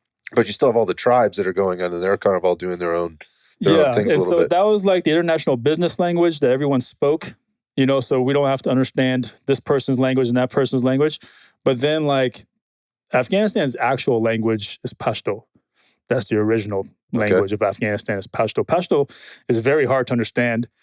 It's 9-day difference from Dari. Really? There is obviously some vocabulary that are the same. Okay. But conjugation and just like sentence structuring, it's all very different from Dari. So you have a little bit of a leg up, obviously, on the team from that perspective. When you talk about we'll talk about something else here in a second in terms of movies and things like that Yeah. and interpreters or whatever. But as a guy on the team, does that mean that you don't have to have maybe an interpreter on your team if you're out like in places like Afghanistan? Worst case scenario, it does mean that, but more than likely on the SF team, we have 2 to 3 to 4 translators. That many? Yeah. That many? Just because we don't always go out as a team. You know, we sometimes do split team ops and stuff like that. Yeah, I guess but like, even if I just spoke Dari fluently, which I don't, I speak it very well. I can communicate with people very well. I just don't, I can't say that I speak it fluently. But even if I did, a lot of the places in Afghanistan where we operate are not Dari speaking people, because a lot of the Dari speaking people are to the north. And so where we were operating was a lot like Taliban havens, a lot of, and so a lot of Pashto speaking people. Interesting. And so we needed those translators to like translate and be like, okay, tell me what he said in Pashto, and then so I can understand. And then I would speak Dari back to him just to build rapport. And I would like look at the village elder and I was speaking, and he's like, "Holy shit, you know Dari?" So that's an interesting next question. I mean, Yeah. Was there ever a time where there was a moment like that where they recognize like you're from Afghanistan and you're wearing, wearing the military uniform and the flag from the United States of America? Yeah. Was there ever a moment? Was there ever like a weird moment, like an awesome moment, like a really dangerous moment? There's plenty of those moments. Usually the safety or the security protocol was really just don't say anything. Right, Don't say anything for the first 30 days. Like, let me listen to their conversations. Let me eavesdrop a little bit and see what they're talking about, especially like the A&A guys and some of the AMP guys, the police, Let me vet these guys for a good 30 days and listen in on them before I tell them that I'm Afghan. Because I knew that once I told them I was Afghan, their jaws would drop, hit the ground, but then a million questions would come, right? Well, tell me what it's like being Afghan in America. Like all those questions would come, but also then it's like, okay, do they still see me as the same person, or do they now see me as a traitor? There's risk. Or do they see me as a ally that now can bridge the gap between the A&A and the ODA? Mm-hmm. Like, can I be the bridge? And a lot of times that's what it was. I was like the rapport builder between our units. They would just work harder. They would just show a little more respect. They'd be on time a little bit more. And then, but also on the downside, anytime they needed something, they would come to me. And I was like, bro, don't come to me. I'm the weapons guy. Go to the Charlie. Like, go to Aaron, whatever you need, batteries and stuff. But they would always come to me because, again, it was rapport building. And they knew that I was the Afghan. So naturally, they would just come to me. But it was good because at the end of the day, it just meant they worked harder for us, There wasn't really a moment where I was like, felt threatened by the guys that we were working with after I told them I was Afghan. In fact, if I'd have to say anything, some of the Middle Eastern units that we would take to Afghanistan with us, like every once in a while, we take JORSOF, Jordanian Special Forces, or we take UAE Special Forces with us. And it was more so some of the looks I would get from them, because I wouldn't tell them either. But then they would show up, and eventually I would be like, yeah, I'm Afghan, and I'm Muslim, because these guys are all Muslim, and now we're living in this base together. And they would look at me differently a little bit sometimes. Was that because you weren't practicing the religion the same as they were? It was definitely that. That is that. It was definitely, I think that was probably the driving one. Was like, they would invite me too. They're like, hey, come pray with us. And I'm like, all right. And then I think I did that like once or twice. Yeah.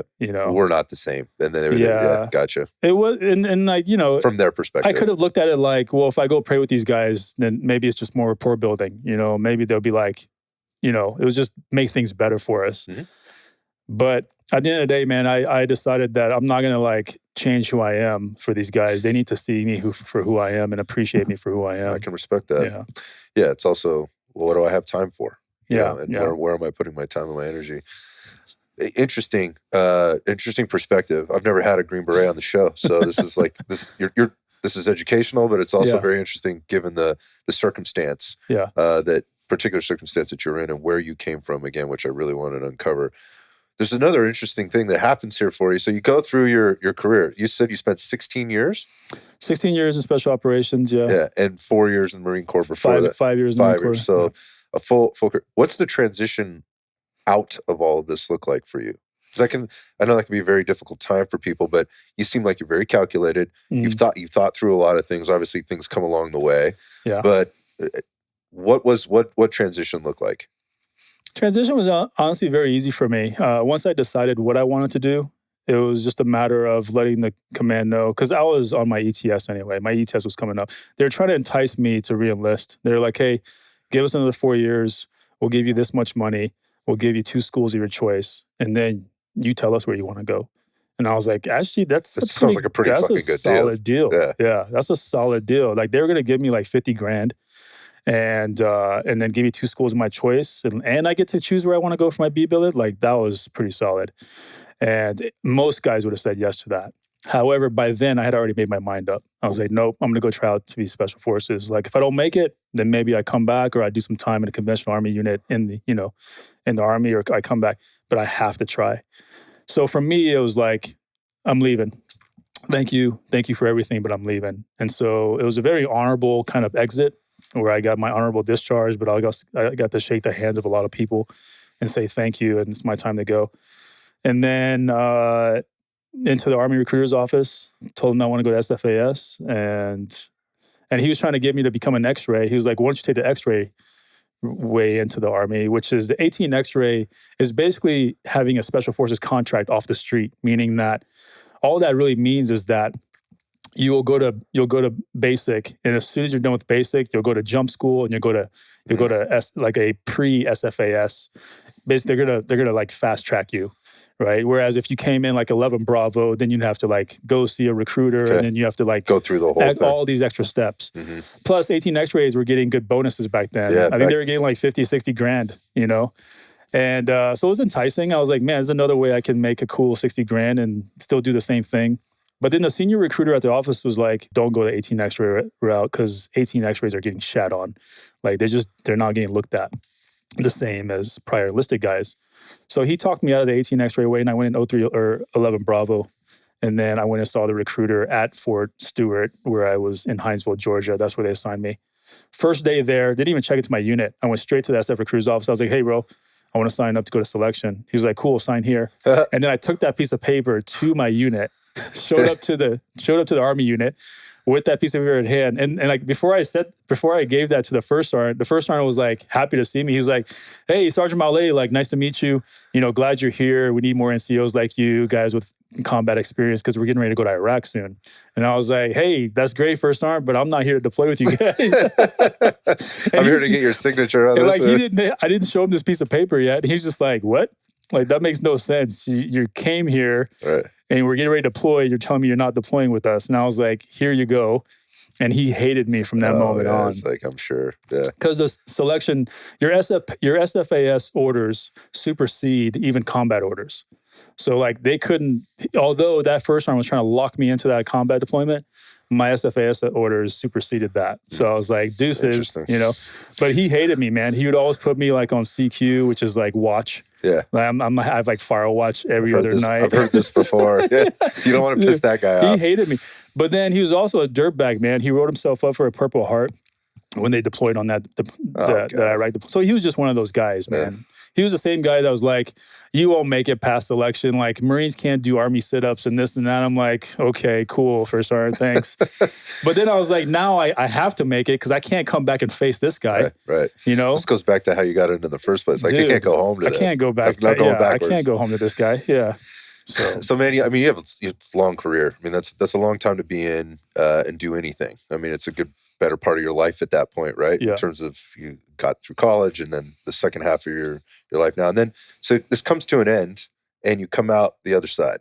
Were you clear on what you wanted to do and what you're doing now and how you're doing it? Or did it just kind of happen for you? Talk about that. It didn't end the way I wanted to end. I prematurely left 5th Special Forces Group. I prematurely left my active duty time I was at 18 years. I left active duty at 18 years. So there's only 2 years left. Mm-hmm. And people were like, what is wrong with you? What are you doing? And what a lot of people don't know is that my marriage was falling apart at the end of that. This is a common tale. My marriage was like on shambles, man. It was like, I did not know how to pick up all the pieces. That's how broken it was. Mm-hmm. It came to a place where she ended up leaving. She took the kids and went back to Nebraska. That's where we met.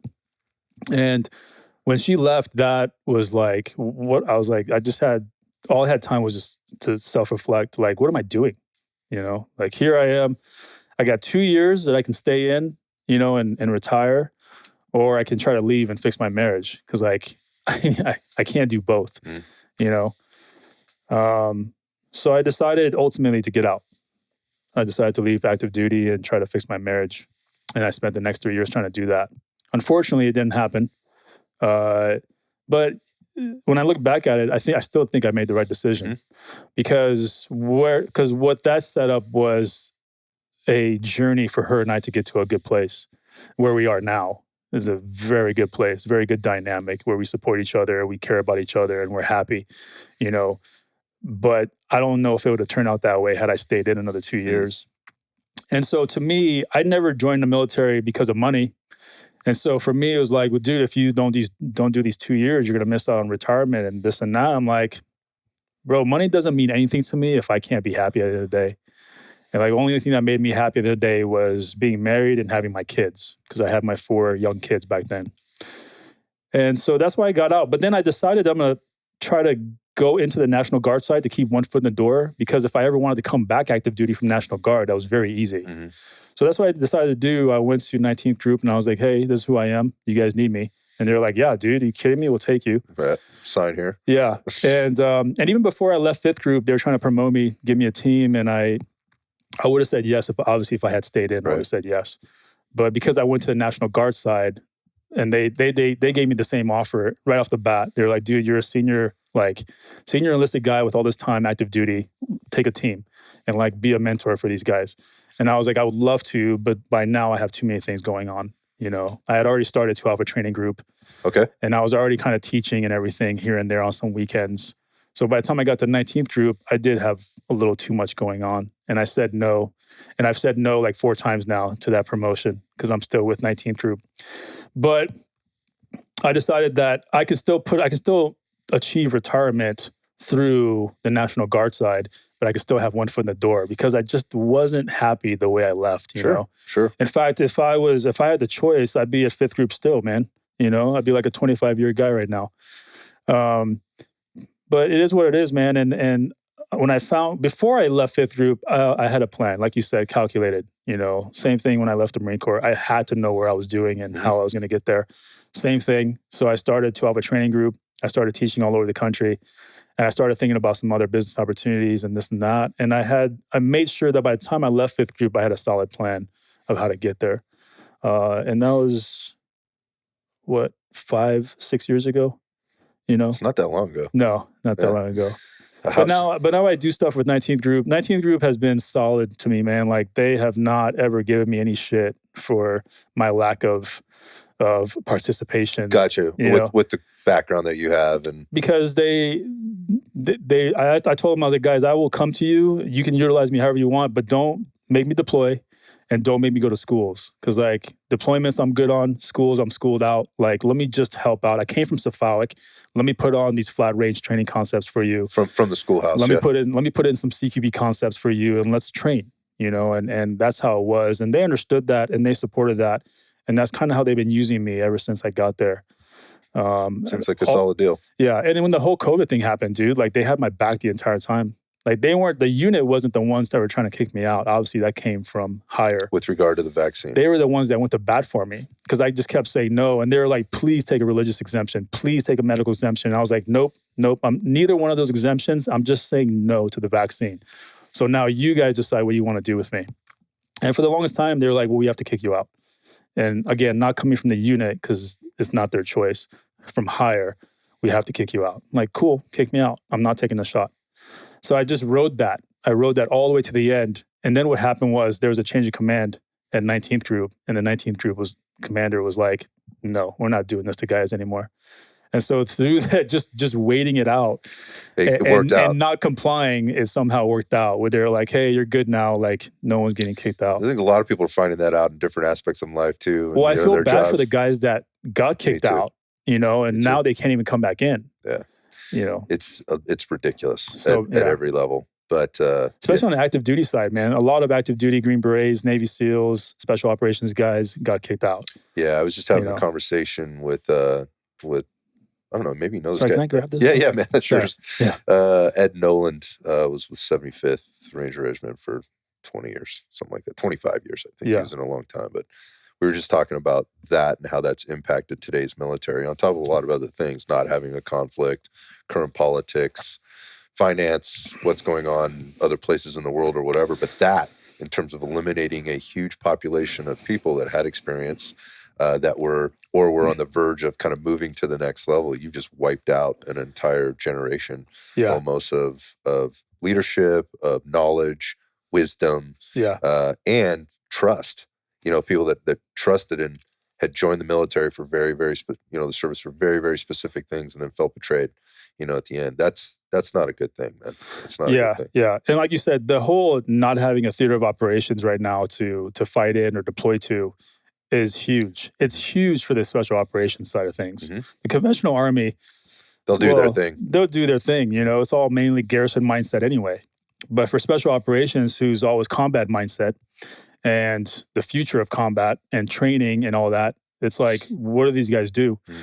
And I've heard from a lot of my friends in the groups that they're losing guys young now. Mm-hmm. They're losing young guys. Guys that have been in group for 2-3 years are like, dude, we're not doing anything. Like, cool, we get to go to Israel, we get to go to Jordan, we get to go to South America or whatever their AO is, right? We get to go on these cool trips and we do some cool training, but we're not deploying, we're not fighting. It's going to have to take a very special, it's going to have to take a few special individuals to be put on some kind of task force or tasking where you're actually going somewhere and fighting, even now. Mm-hmm. But for that to happen, there's very few of those individuals because of the schools and because of their qualifications. Mm-hmm.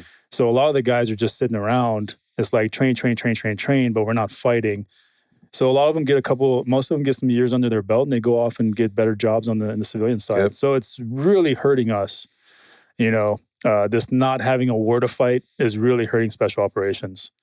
Yeah, at a time where it seems like we should be making sure we're doing everything we can to make sure that shit is as tight as it can be. Because I feel like it's around the corner. With the surrounding world conflict. Yeah, 100%, man. Yeah, we're going to learn some hard lessons here one way or another. That is, and they're not, sure. and I would, and like, special operations as a whole has definitely always been ready for war. Sure. Right? The training side, we have it locked down. Like, training's good, man. Some of the best training. But it's the itch. The mindset side. Yeah, it's that, like, we need that release. You gotta, like, guys have to go somewhere and deploy. I mean, I think that comes from, that's deep down, and it's rooted deep in the DNA and in the soul, right? People need to be tested. Well, even during the prime days of Afghanistan and Iraq, there were certain guys that are like, man, like, why aren't we fighting? Like, why aren't we going places to fight? Like, we're going to Iraq and Afghanistan, but we're doing a lot more HA type stuff, like humanitarian aid, And if we get into a fight or get into a tick, then cool, like, lucky us. But we're not like, even at the prime days of Afghanistan and Iraq, teams weren't just constantly building target packets on dudes. Like, it just wasn't happening, because even back then, the government of Iraq and the government of Afghanistan were starting to, like, tighten their stranglehold on U.S. operations. Karzai came up with his rules, like his Karzai's 13. Mm-hmm. You could, like, that tied our hands for so many things.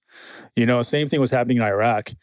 So even back then, a lot of guys were like, dude, like, we're here in a combat theater and we can't get into fights because our hands are tied. Like, even back then, guys were getting out. Frustrated. Again, a lot of senior leadership retention was shit, and it's like, why am I sticking around? Yeah, it's a tough place. Just waiting to get blown up. It's a tough place to be, especially after like 20 years of learning, right? And then have it basically be eroded so quickly. It's a little scary to be thinking about it, I think, as a citizen, the country who needs and wants motivated, skilled, motivated, qualified, individuals out there ready to go at any moment's notice, and not being frustrated by what they can't do, but being empowered to do what they can do for the right reasons, of course, within the limits and structure, the left to right, if you will, of what is supposed to be happening. But it's a little challenging. Yeah, we get treated. It depends, like, where you're going, because, like, a team of Green Berets can get a hall pass just to do anything they want in country. If it's not a combat theater, we fall under State Department. State Department can say, you guys have all the freedom in the world, depending on the AO and the threat environment and all that. Or you could go to a place where it's a it's not a combat theater, but it's you're kind of supervised or owned by State Department, and they say you guys can't do anything. You can't even carry a Glock on your sides. Wow. You cannot go out beyond these points, and you cannot go outside of these times, and you will have some kind of PSD with you, and that might be some host nation like 3, 4, I don't know, Lebanese guys with guns just walking around with you. It's like, dude, that's not okay. That's not okay. Yeah. And so, but that's also the same in country. In country, like they could just undo the leash and say, go get them, right? And it's like, cool, we're building target packets. We're going to go hit compounds. We're like dropping bombs on dudes. Or they can completely restrict us where we couldn't even leave the wire. So there's so much red tape, dude, that it's like you could have a really good SF career or you could have a really bad one, depending on where you fell into that spectrum and where your AO is. Yeah. I think that's important for people to understand. It's not all the same everywhere. It's going to be very, very different. Even guys within the teams talk about, like, just because you were one of these guys doesn't mean you're the same as this guy over here in terms of experience. And exactly. You had a lot of the same training, but the actual stuff that you did could have been very, very it's different. as simple as just because you're a Green Beret, that doesn't mean you can teach. Right. Yeah. Because, to teach SFOIC, the curriculum there is so tight-knit and held to such a high standard that your average Green Beret can't even perform those standards, let alone teach them. Right. And so, again, it's one of those things, man, like being a Green Beret as instructor at a schoolhouse versus a Green Beret operator, you're talking about two different people. Yeah. I think it's an important distinction. But the general public, or even the people within the military, I would assume as well, can't make that distinction. They don't know how to do that. So it's like they just see the beret, or they see the trident or the insignia, it's like they credit it. They'll buy that book. They'll buy that class. They'll buy that. He must be the they'll best buy that shooter, protein powder. Whatever it happens to be. Yeah, this guy's a Green Beret. Like he should be good at everything. Yep. It's like no. Most Green Berets aren't even good shots. I'll admit that right now. Like most Green Berets are not good shots. They got a lot of things to do. They got a lot of things to learn. Because shooting is like 15% of our job, when the other 85% is everything that mitigates trying to get to shooting. You know what I mean? And trying to maybe even take care of it from farther away versus being close up with guns. So there's so much of it. And then, but again, like you said, the general public doesn't have that transparency because they don't know enough Green Berets to talk to and ask these questions of, or maybe they don't listen to enough podcasts or whatever. But it's good for them to know too. It's any field, guys. You could be a 20-year doctor, and it doesn't mean that you're a good doctor or that you should even be able to teach, the basics of medicine. And so, again, that just goes back to vetting whoever you are trying to work with or learn from or, whatever. Just vet them. Just ask questions. Yeah, so this goes to the 2 Alpha, right? And what you're doing there as an instructor and who you're teaching and some of the other things you're doing with your career. But that's how I discovered you, right? Through the company, which would have been about, I'm going to say probably 2.5, maybe 3 years ago. Does that sound about right? Okay. Yeah. And so let's talk about like who you're teaching now. Who comes to see you? Well, so in this particular moment, I've actually put teaching on the back burner. Well, there's some other things. Yeah, there's some other things we can circle back to. But teaching-wise, we teach all over the country. We were never like a come-to-me type training company because I don't have like a venue or a facility somewhere. Although that is a goal in the future, is try to set one up in the Houston area. But for now, we're a mobile training team. We go all over the country. In fact, we've even been abroad a couple times. But, again, our strongest footprint is probably SoCal, just because I spent the longest time there. But I also have a very strong footprint in like Florida. And then there's some parts of the country that I've lost that footprint because I haven't traveled and taught classes there in such a long time. But as far as who we teach everybody from open enrollment for civilians. Could be hodgepodge, whoever. Sometimes we get, officers in LE that come in there. And then we have our LE contracts and we have some of our government contracts as well. And so that's pretty much it. I like teaching civilians more than I like teaching anybody else because I look at myself as a civilian now. I'm not part of some agency or anything. Although I like teaching the LE guys, I always look at them and I always joke with them too. I was like, dude, if you ever come for my guns, bro, like, you know what I mean? Yeah. Like we're not friends. You know what I mean? Like those conversations I have just so I can like let them know my stance on this whole thing. Like, you guys, I understand you're wearing your uniform, but I hope you guys have enough like moral discipline to say, go take all these guys' guns from their houses. You say no to that. I like to have those conversations with the units that I train, because I just like to just to put it understand. out there. I also like to understand like their mentality or their thought process or school of thought on that. And a lot of them obviously have said, no, man, we wouldn't do that. We wouldn't do that. I'm like, okay, well, you say that, you know. But I like teaching civilians because those are our people. Like, that's who we are. We're all civilians here. And that's who we're trying to make more capable, because at the end of the day, I'm not gonna wait for the military to come save me. I'm not gonna wait for the cops to come save me. But my friend down the street who I go to a range with, I 100% expect him to be at my door, in minutes. So again, that's why I like teaching civilians. But at the end of the day, you got to pay the bills, so you're gonna teach. The only two companies that I'll never teach is, well, I say companies, it's a joke, but the only two companies I'll never teach is the DOJ and the ATF. I'll never teach those guys. Good for you, man. Good for you. A lot of respect for that. Nobody teach those guys. Fuck those guys. Fuck those guys. Especially now. It doesn't have to be that way, which is just ridiculous. But I'm glad you said that. It's cool. They chose their side. Yeah, you're right. And they have to live with that. And you got to check in. I could never be in a job where I have to check my moral compass every single day, like on that. But that also speaks probably to the people that are working there. And I recognize it might be a very tough decision.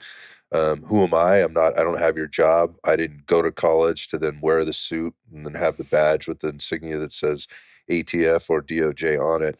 But the shit that's going on out there right now is absolutely not okay. And that's a big one.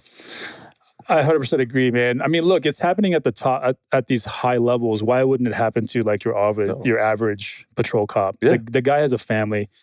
He has bills to pay.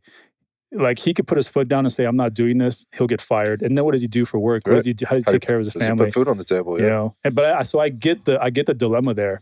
But at the end of the day, man, if enough of them did the same thing, they would be so much stronger together. I agree. Than if it was just one guy that was like, no, I'm not doing this. And now he's out in the street with his family. Yeah, and it's interesting to when we started this conversation, we were talking about being behind enemy lines, as a culture here in California in the community here, and how strong people are. Yeah. And it's because of that. It's because they feel like they have something to fight for.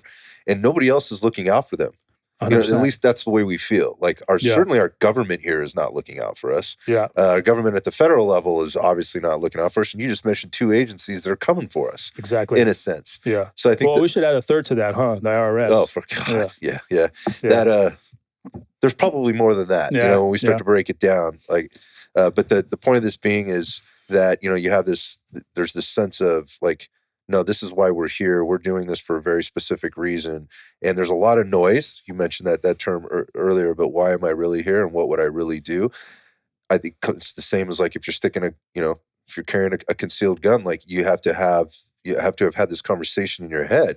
Like, what happens if? Yeah. Like, am I really ready to make that type of decision in whatever circumstance might present itself? It's not just about carrying it and feeling good carrying it, and saying, you would do this, but can you really do that? And I think that is the same when you start to look at those agencies that you talked about right there. It's like, if I swore to protect and serve the Constitution of the United States, what the fuck am I going to do if this decision gets handed down to me? How do I handle that? Exactly.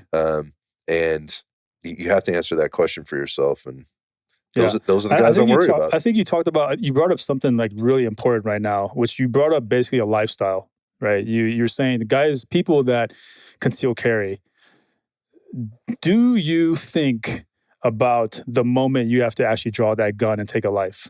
Like, does that thought ever occur to you? Or is it something that you go through the motions with, right? As you holster that gun in the morning and before you leave the door, do you think about what happens if I had to take this gun out and use it? And when we start thinking that way, it basically, we are adopting a lifestyle saying that, well, one, this is the last 1%, right?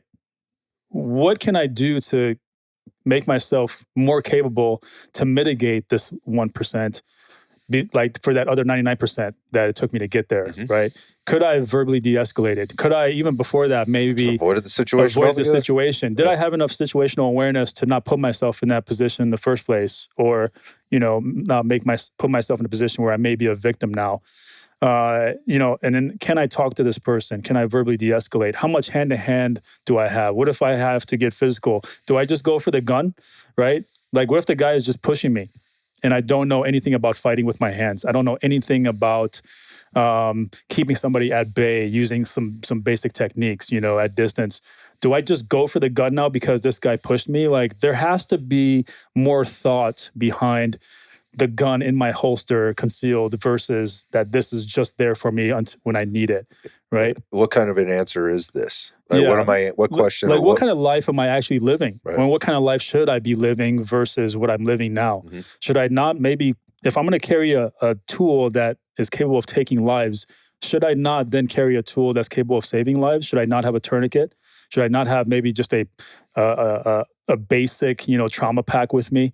And then should I invest some time into medical training? Should I invest some time into some hand-to-hand, maybe jujitsu or something like that? Should I invest some time into some blade work? Mm-hmm. Everything, all of that is the 99% before getting to the gun. So if you're carrying a gun, then I would hope that you have adopted this entire lifestyle of situational awareness, medical training, blade work, verbal de-escalation, physical fitness. Obviously, we need to have a little bit of wind to fight if we had to fight. Mm-hmm. All of that is a lifestyle. But if you're one of those people that just carries a gun, you holster that gun in the morning, you do your thing in the day, and you come back and you take that gun out at night, and you're not thinking about any of the rest of that stuff, you are setting yourself up for failure. Leaving a lot on the table, man. There's a huge false sense of security. Like a false sense of security is what you're giving yourself, because a lot on the table. You have never thought about anything prior to drawing that gun or anything to right after you draw that gun. You know what I mean? Other than, let me draw this gun and shoot a billet drill as fast as I can on this guy. And video it and make sure I show my part-time on the... And that's a huge thing that I advocate for. In fact, we have an online seminar that's called Active Citizen, which is 3 hours long. And we talk about all of this in depth with people. Because again, it's a lifestyle that people don't know that they should be aware of. They just think, well, let me just carry this tool like I carry my wallet. It's like, no, dude, there's so much that goes into it. I know. It may have been you that I heard talking about this. I'm not really sure. With regard to this lifestyle and how people handle this, mm-hmm. I would like to think that more people would take this stuff more seriously, but it never ceases to amaze me that they don't. And while recognizing all the things that are going on out there in the world, whether it's active shooters or... What was interesting was I was talking to somebody, I may have even put up a clip on this, and I started getting some comments back about like, look, is this stuff really a problem? And it's basically based on this. So let me mm-hmm. back up a little bit, reverse. If you're carrying a gun and you're that guy that does that every morning the way that you describe, and you go out there and you're not thinking about these things, then you're putting my life at risk. Right? You're putting my kids' lives at risk. You're putting the public's life at risk because you haven't gone there. You're already creating a risk by doing this. Yes. So you're bringing a weapon to the fight. You're bringing something into a situation that could create a lot of chaos and tragedy. But I think that what I was hearing was from like the naysayers, which would be like, look, man, is that even a fucking problem? Are civilians really shooting other civilians in shootouts and, things like that we're carrying concealed? Is this really a problem? And I thought that was a really good question because we don't hear or see that. Yeah. But what came up for me, and this is the question, is like, how many things do we not hear about or do you experience out there in your world with the people that you work with where this stuff is happening on a regular basis, or it is happening, we just don't hear about it? Right. That is the good guy carrying the gun. I'm not even saying pulls the gun out and uses the gun, but because he's adopted this lifestyle, has de-escalated a situation or eliminated a threat or whatever else in some kind of way. Right. You just don't see those stories. I mean, those don't hit because those aren't sexy, right? Well, they're also because you see how you see the agenda in the media. Like, you would hear about some good guy, doing some work on a bad guy through like third-hand party, like somebody read it on a Twitter post in some local paper somewhere, you know. But you're not going to see it on Fox or CNN, or because what you're going to see on Fox, CNN is the black kid that got shot by cops, you know, or you know, they're going to see how some security mall officer freaking shot a kid because he was stealing some detergent or something. You're going to hear all the bad things in reference to guns, not the good things. And so that also kind of scares people too. Like, well, I don't want to carry guns, you know, like, and same thing with cops. Cops are like, well, I don't want to draw my gun because as soon as I take my first shot, you know, like now I'm under all this scrutiny because I was just doing my job. Yeah. And so like civilians are, I tell civilians the same thing. Like, you guys have to like think about these things, because in the moment where you have to draw that gun and take shots, it's too late to think about it then, right? It's too late to be like, where can I go to cover, and where's my exit, and you know, who's with me, and like, because so that's why I say it has to be a lifestyle where people think about this stuff constantly. And just because you adopt this lifestyle doesn't mean you're paranoid. It just means that you're prepared. It just means that when you leave your house, you are saying, okay, world, I am ready for you today. Like, whatever you throw at me, I'm already thinking about it. If it's me getting mugged on my way to my car, or if it's me getting mugged as soon as I open my door at a gas station, I'm ready for it. Why? Because I'm looking for those threat indicators, you know? And it's something that doesn't get discussed a lot. Yeah, you don't see it. Yeah. Because it's something that doesn't get shown a lot. Right. And also the other part is you don't see it on Instagram. You don't see it on social media. Yeah, you don't see. Here's me pulling up to the gas station and avoiding a situation right now. Exactly. Yeah, or just me putting on a tourniquet to somebody. Like, how often do you see people medical videos? Not a lot. Unless it's on body worn camera footage. Yeah. That's the only time you ever see it. Yeah. You don't see a lot of fitness stuff. You don't see a lot of blade work. You don't see a lot of verbal de-escalation. None of that stuff looks sexy on Instagram, on social media. And so what people do see on social media is the fast draws and the cool transitions and like the kit and the gear and they see, and so then they're like, it puts out like this false perception, like, well, you know, I'm not doing anything wrong by doing the minimum. You know, like everyone else seems like they're doing the minimum. That's a good point. You really don't know if they are or not. Because on social media, we just show you what we want you to see. It's a really good point. But like, if the thing is, social media can drive this because people like us should be putting out more content as far as this lifestyle is meant to be. Like, we should be preaching more of all this. And there are some companies that do that. Yep, there are some people that do a really good job with it. 100%, man. Yeah. And 100%, I send people to them all the time. But more instructors need to do that, because everyone right now is all about the, you know, shoot the fast bill drills and shoot these doubles and like, you know, this and that. It's like, and when I bring up like tactics, or if I bring up personal defense, or if I bring up anything else, then I catch a little flack. It's like, because I get the same thing. Well, are civilians really just having shootouts in the streets? Well, like, how many times does a civilian have to patch somebody up, you know, and stop the bleeding or throw on a tourniquet? I'm like, dude, that's not the point. That's not the point, man. That's like saying you're not gonna buy lottery tickets because you're scared of winning. You know, that makes no sense to me. Right? That's right. So it's a good analogy. Yeah, it's like you're scared of winning. No, so you're carrying this stuff and you're doing this training because you should be scared of the possibility. You should be scared. Because the world is so crazy these days, dude. Like, and like criminals are emboldened because of politics, and now they can just rob you in broad daylight and they won't even go to jail that day. Like, and you probably got stabbed and you can't even file charges because you have these DAs that are just pushing the agenda. Like, it's just a crazy world, dude. If at any moment, now is the best time to really be prepared for a lot of bad stuff and like take your training serious. Well, I'm encouraged because that's why we're here, like in the same spot right now, in preparation for another event that helps people do that down here in Southern California. But you're doing, you know, that's just what you're doing. You mentioned you were taking the, you know, a little bit of time off of the training. So I got to ask you about this. I don't know if many people listening to this that know you or don't know you are aware. I mean, you did a pretty good job of promoting this, but you're recently in a major feature film called The Covenant, which, by the way, was an excellent film, directed by one of my very favorite guys in the history of film, and that's Guy Ritchie. Yes, we we have to talk about this, man. So we don't have to talk about it for very long, but no, absolutely. You know, I got to fanboy on this for a second. A great film. I love everything Guy Ritchie does. He's amazing. But talk about your experience. How the hell did that even happen for you, man? So I got into consulting for Hollywood when I first got to Cali. And so the very first thing I consulted for was Star Wars Battlefront 2, the video game. Okay. And so if you guys have played Battlefront 2, great game. I did a lot of the mocap stuff with the actors. So how to hold a gun, how to move, how to roll, we even did some marching, and it was all for like the animated portions and stuff. And then some of it obviously was for the gameplay.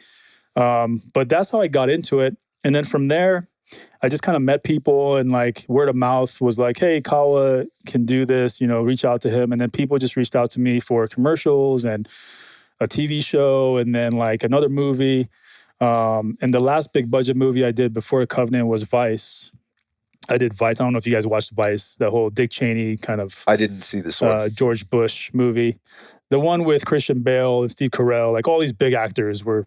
But anyway, so did that movie, and I choreographed one of the firefight scenes for that movie, and I did all the other military stuff for it. In fact, they gave me a line for that movie that never got made it to the movie, but I still got paid $1,000, and I was like, yes, let's go. Yeah, but what would it have been if you had actually made it into the movie?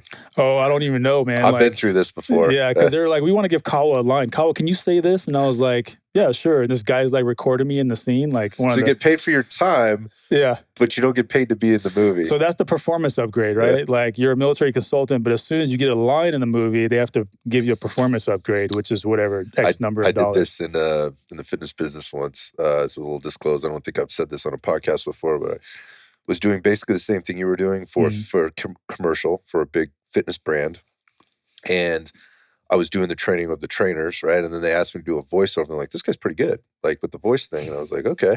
So we did that. And then they're like, hey, you want to try your hand out like in front of the camera? And I got this. Long story short, so I did all that, right? And I was like, I might actually be in this. So they write you a check for the time that that you've spent, right?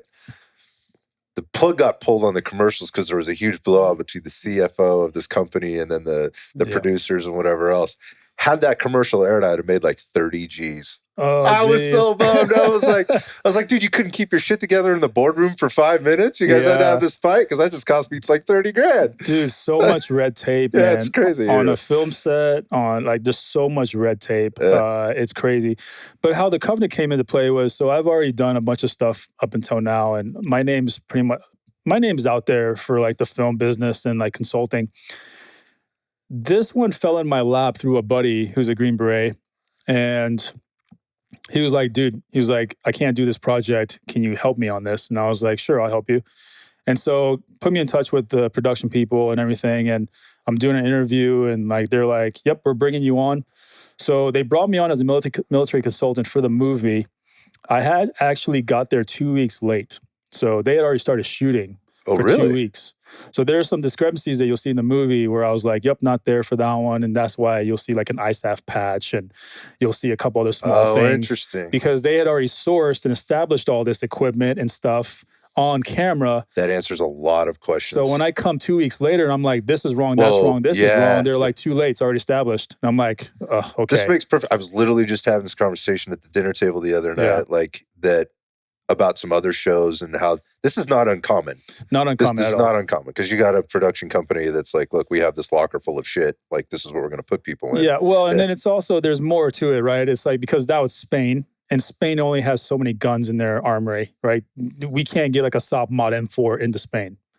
But we could get a 416 and make that look like SOP Mod-ish, you know? And that's why they're like, people are like, well, why are you guys all wearing 416s? And if this is 2018, why do you have SIGs? You know, and this and that. And it's like, guys, like, this is what we're dealing with here. This is what we have to work with. Like, plus on top of that, I came 2 weeks late. So a lot of the stuff had already been sourced. They had sourced it using other kind of open source Google and this and that. So they're just picking stuff off. And when I came there, I was like, this is wrong, that's wrong, this is wrong. And they're like, can't fix that, already been established, but this is where we can't fix, or we can start fixing stuff here. And that's what we did. So I fixed as much as I could in there, but some of the uniforms, like the ISAF patch and this and that and the other, him being a team sergeant, yet being an E7, also a small discrepancy, but feasible, right? E7 team sergeants are all over the place. So little things like that, right? And some other small discrepancies as well. But when I came onto the set, I fell in on all this stuff that was already happening. So now I'm like a typical military consultant. I check in with costume because I want to make sure the guys look right. Show me everything that these guys are wearing. Cool, let's fix this, that, and the other. Go to props. Show me the guns. Show me the optics. Show me the combo. Show me the push to talks. Everything you have. Same thing with set design. Same thing with location. Same thing with hair and makeup. All of them. So I'm just going department to department, trying to not unfuck because nothing was fucked up, right? But trying to add some authenticity and accuracy to some stuff. Because again, these guys just source things. They don't know. But then it was just like, yeah, man, 16-hour days on set, shooting, filming, next to Jake, next to Dar, next to the other actors. We shot the mine scene early. So for you guys that haven't seen the movie, there's a big mine scene about, I don't know, third way of the movie in. And a lot of action, huge explosions, a lot of fighting. But we shot that scene. And that is where I talked to Guy Ritchie into putting a sniper on that perch because I was like, this is a huge place. Like, we're only 6 dudes and we're doing split team ops. I was like, we need somebody somewhere. These guys are on the ground controlling these dudes. You guys are going up there doing your thing. We need somebody on Overwatch. So when I got him to write that role in, he was like, well, you're playing that role because we have nobody else. This is how this happens. Yeah. And so I was like, cool, I'll play it. I was like, don't make me say anything because I'll fuck it up. Like, I'm not trying to fuck up this movie. Were you just terrified? Well, I mean, like, it's Guy Ritchie, dude. That's Guy fucking Ritchie. Yeah, it's Guy Ritchie. Not to mention, he's also my favorite director. I love that Just guy. like Lock, Stock, and Two Smoking Barrels and all of that. Snatch is probably top 5 all time. 100%. Yeah. So, but I mean, when I found out it was Guy Ritchie, there's no way I was saying no to the project. Okay, no so way. he asked you to be in it. So then he was like, Kawa, you got to play that. And I was like, okay. I was like, just don't make me say anything. I don't want to fuck up your movie. And, but next thing I know, he's like giving me lines and like not at the mine scene, but like I'm driving and like, and then we're doing something else and we're pulling up and having this little tactical pause. And he's like, Kawa, say this. And I'm like, oh God. So cool. So many ways for me to ruin this movie right now. But that's how it was, dude. So like we wrote that character in for the scene because it made sense. And then after that, it was just like, do this, do that, and do the other. And meanwhile, I'm still kind of consulting for the movie and amazing, phenomenal project, man. Sounds like to be able to work with Guy Ritchie, sitting down with him every morning for a few hours to talk about the lines and the scenes and this and that, and having his whole team there was just like every morning I was intimidated. Like every morning I was like, what can I get away with? You know, because he's going to tell me to fuck off at some point, which he did. I'm sure he did. You know, because like, but he says he's known for that. Yeah. But he says it in such a respectful way. He's like, all right, Kawa, fuck off now, mate. And I'm like, got it, leave it. But, you know, I came here to do what I did. And so we have everything figured out. Now it's like, now that I know what's coming up for the day, it's like department to department to department. Like, guys, we need this, last minute changes. We need this. And like this actors are getting like last minute script changes, not from me necessarily, but just because we add some whatever to it. And every day was just like, guys, you good? And then it's like all the SF actors were British, minus Jake, myself. Dar is from Belgium, but all the other actors that you see, they're all British. And they're like, how's my accent? Like, is my English good? I'm like, yeah, man, it's good. It's good. That's interesting. I had no idea. It was that. It was a lot. And then working with the Taliban guys, because a lot of the Taliban guys were Spanish. They were Spanish actors. Very few of them were actually like Afghan or Iranian, you know, but those guys that were Afghan and Iranian, it was like now getting the dialect because it's like, you need to sound Afghan, bro. Like, I know you're Iranian, but we can't, because Iranian Farsi compared to Afghan Dari is like, Iranian Farsi is very poetic. It's very, like, it just flows. It's a very beautiful language when Persians speak that language. Afghan Dari is very choppy. It's very just like, you know, and so I had to get them to stop sounding so poetic in the way they're talking and chop up their words and make it sound more Dari. And then we got a linguist coach that came in, and then I was like, thank God, like, you do this because I got so much other stuff I got to do. What a crazy and exciting experience. That sounds like a lot of fun. About 2.5 months in Spain, just enjoying beautiful southern Spain weather and the food and everything, and then on set all those hours. And so cool. And then, yeah, dude. And then working with Guy Ritchie was amazing. Jake Gyllenhaal, phenomenal actor, really good guy, very professional and very serious. Doesn't have time to joke around. Like, I talk to him a bunch, obviously, because I have to be there with him. But and same with Dar. But other than that, man, he doesn't talk to people. He'll say hi to you, be polite. Otherwise, he's back to his trailer. When it's time to shoot, come out, shoot, and then go back. I'm sure you can respect that. Yeah. Man, that's a crazy story. I had to ask you about the movie because it's only been out 2 months. I think it got released third week of April, something like that, right? Yeah, The Covenant. Yeah, The Covenant. We got in there and originally named The Interpreter. Right. So the storyline is Jake Gyllenhaal gets it with his interpreter stuck basically behind enemy lines, and the interpreter, through a very harrowing journey and experience, gets him out, and then it gets reversed. The role gets reversed with Jake Gyllenhaal's character trying to get him out from behind enemy lines, the interpreter out, and it's based on a true story. It's based on true events. It's not based on a true story. That would be a cool true story if it was. So it's not like your lone survivor type true story, or whatever. But it is based on true events, and obviously the exit in Afghanistan, the way that was so fumbled and so messed up, this movie speaks to that. Now people can watch this movie and get a sense of what it was actually like for not just our troops, but like the Afghan interpreters, their families, just the overall dynamic of us working with these people that have risked their lives and their families' lives to work with us. And then we just somehow leave them there. Abandon them, right? There's no other word for that.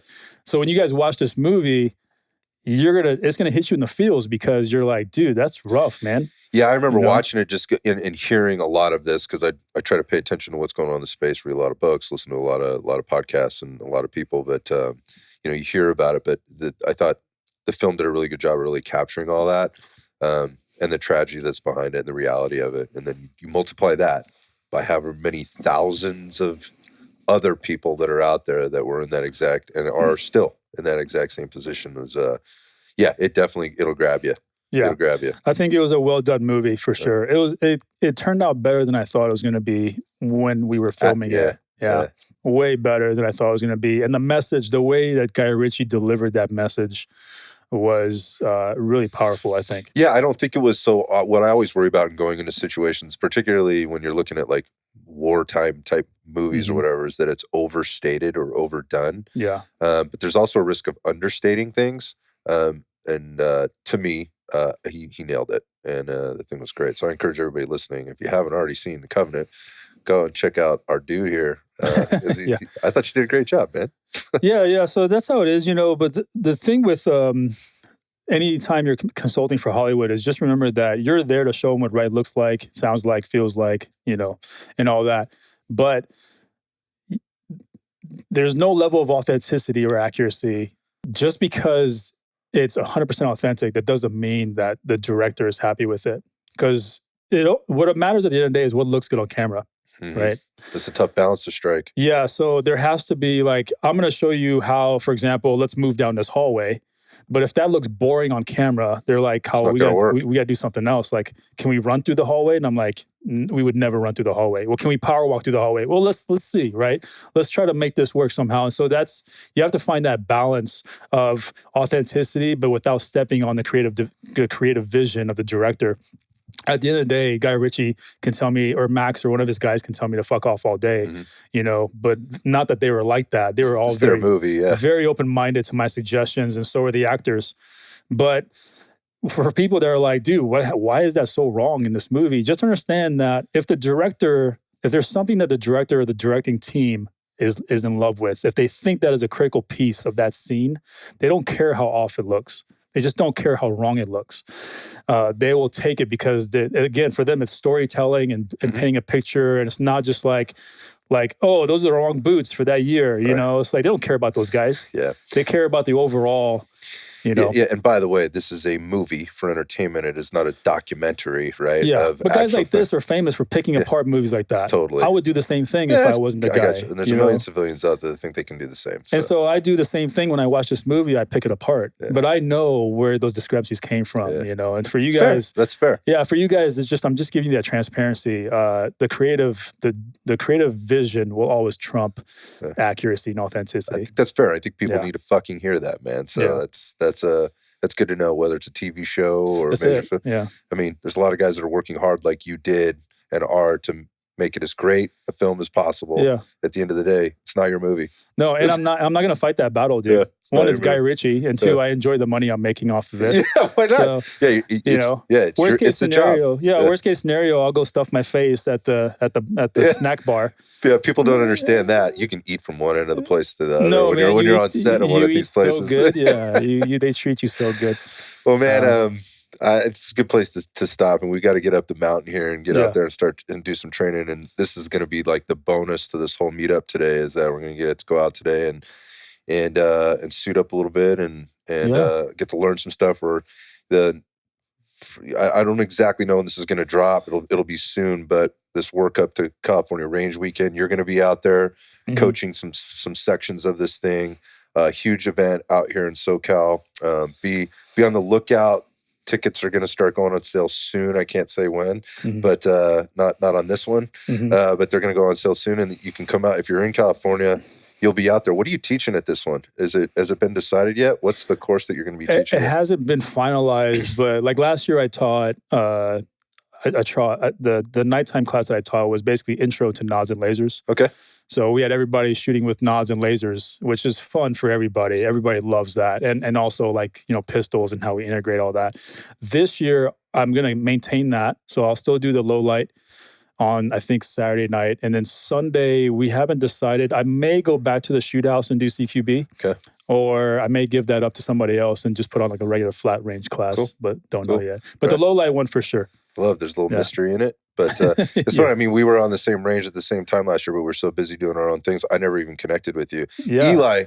Eli was up at your spot while I was down with somebody else. I was training some other place. So, I remember meeting Eli right on my range, in fact. And then I saw you from a distance, and I was like, I gotta go say hi. And then there was so much of that. Like there were so many people at the end. Like when we were trying to get out of there at the end of the day on like Sunday, I think it was there like an extra 3 hours, finally shaking hands with people and saying hi to people that we'd been around for 48 hours, but just never connected. It's one of the best parts and the worst part about the event is I love having a little bit of FOMO, leaving it going, damn, I missed, meeting, with guys like you or whatever and chatting, but it also just makes me want to come back the next year and making it happen. Well, this year's supposed to be the best year yet. Oh, it definitely will be. So I'm excited to see what they're doing this year. I had dinner with Tony last night from Axiom Training, the guy behind CRW, for those of you that don't know who he is. And what I've seen with Tony the last couple of years is just his confidence build and his excitement. While it's a major undertaking and a major project for him, he just keeps fine tuning it and twisting levers and dials. And, this year is going to be awesome. That's good. Yeah. That's what we needed. We needed an event like this in California to bring everybody together because it just makes sense. Again, the community here, and I still consider myself part of the SoCal community, is that we're just such a strong community. And now we have an event where we can all come together and not have to worry about getting in trouble or anything like that. And, just meet and greet and also spend time and get some good training.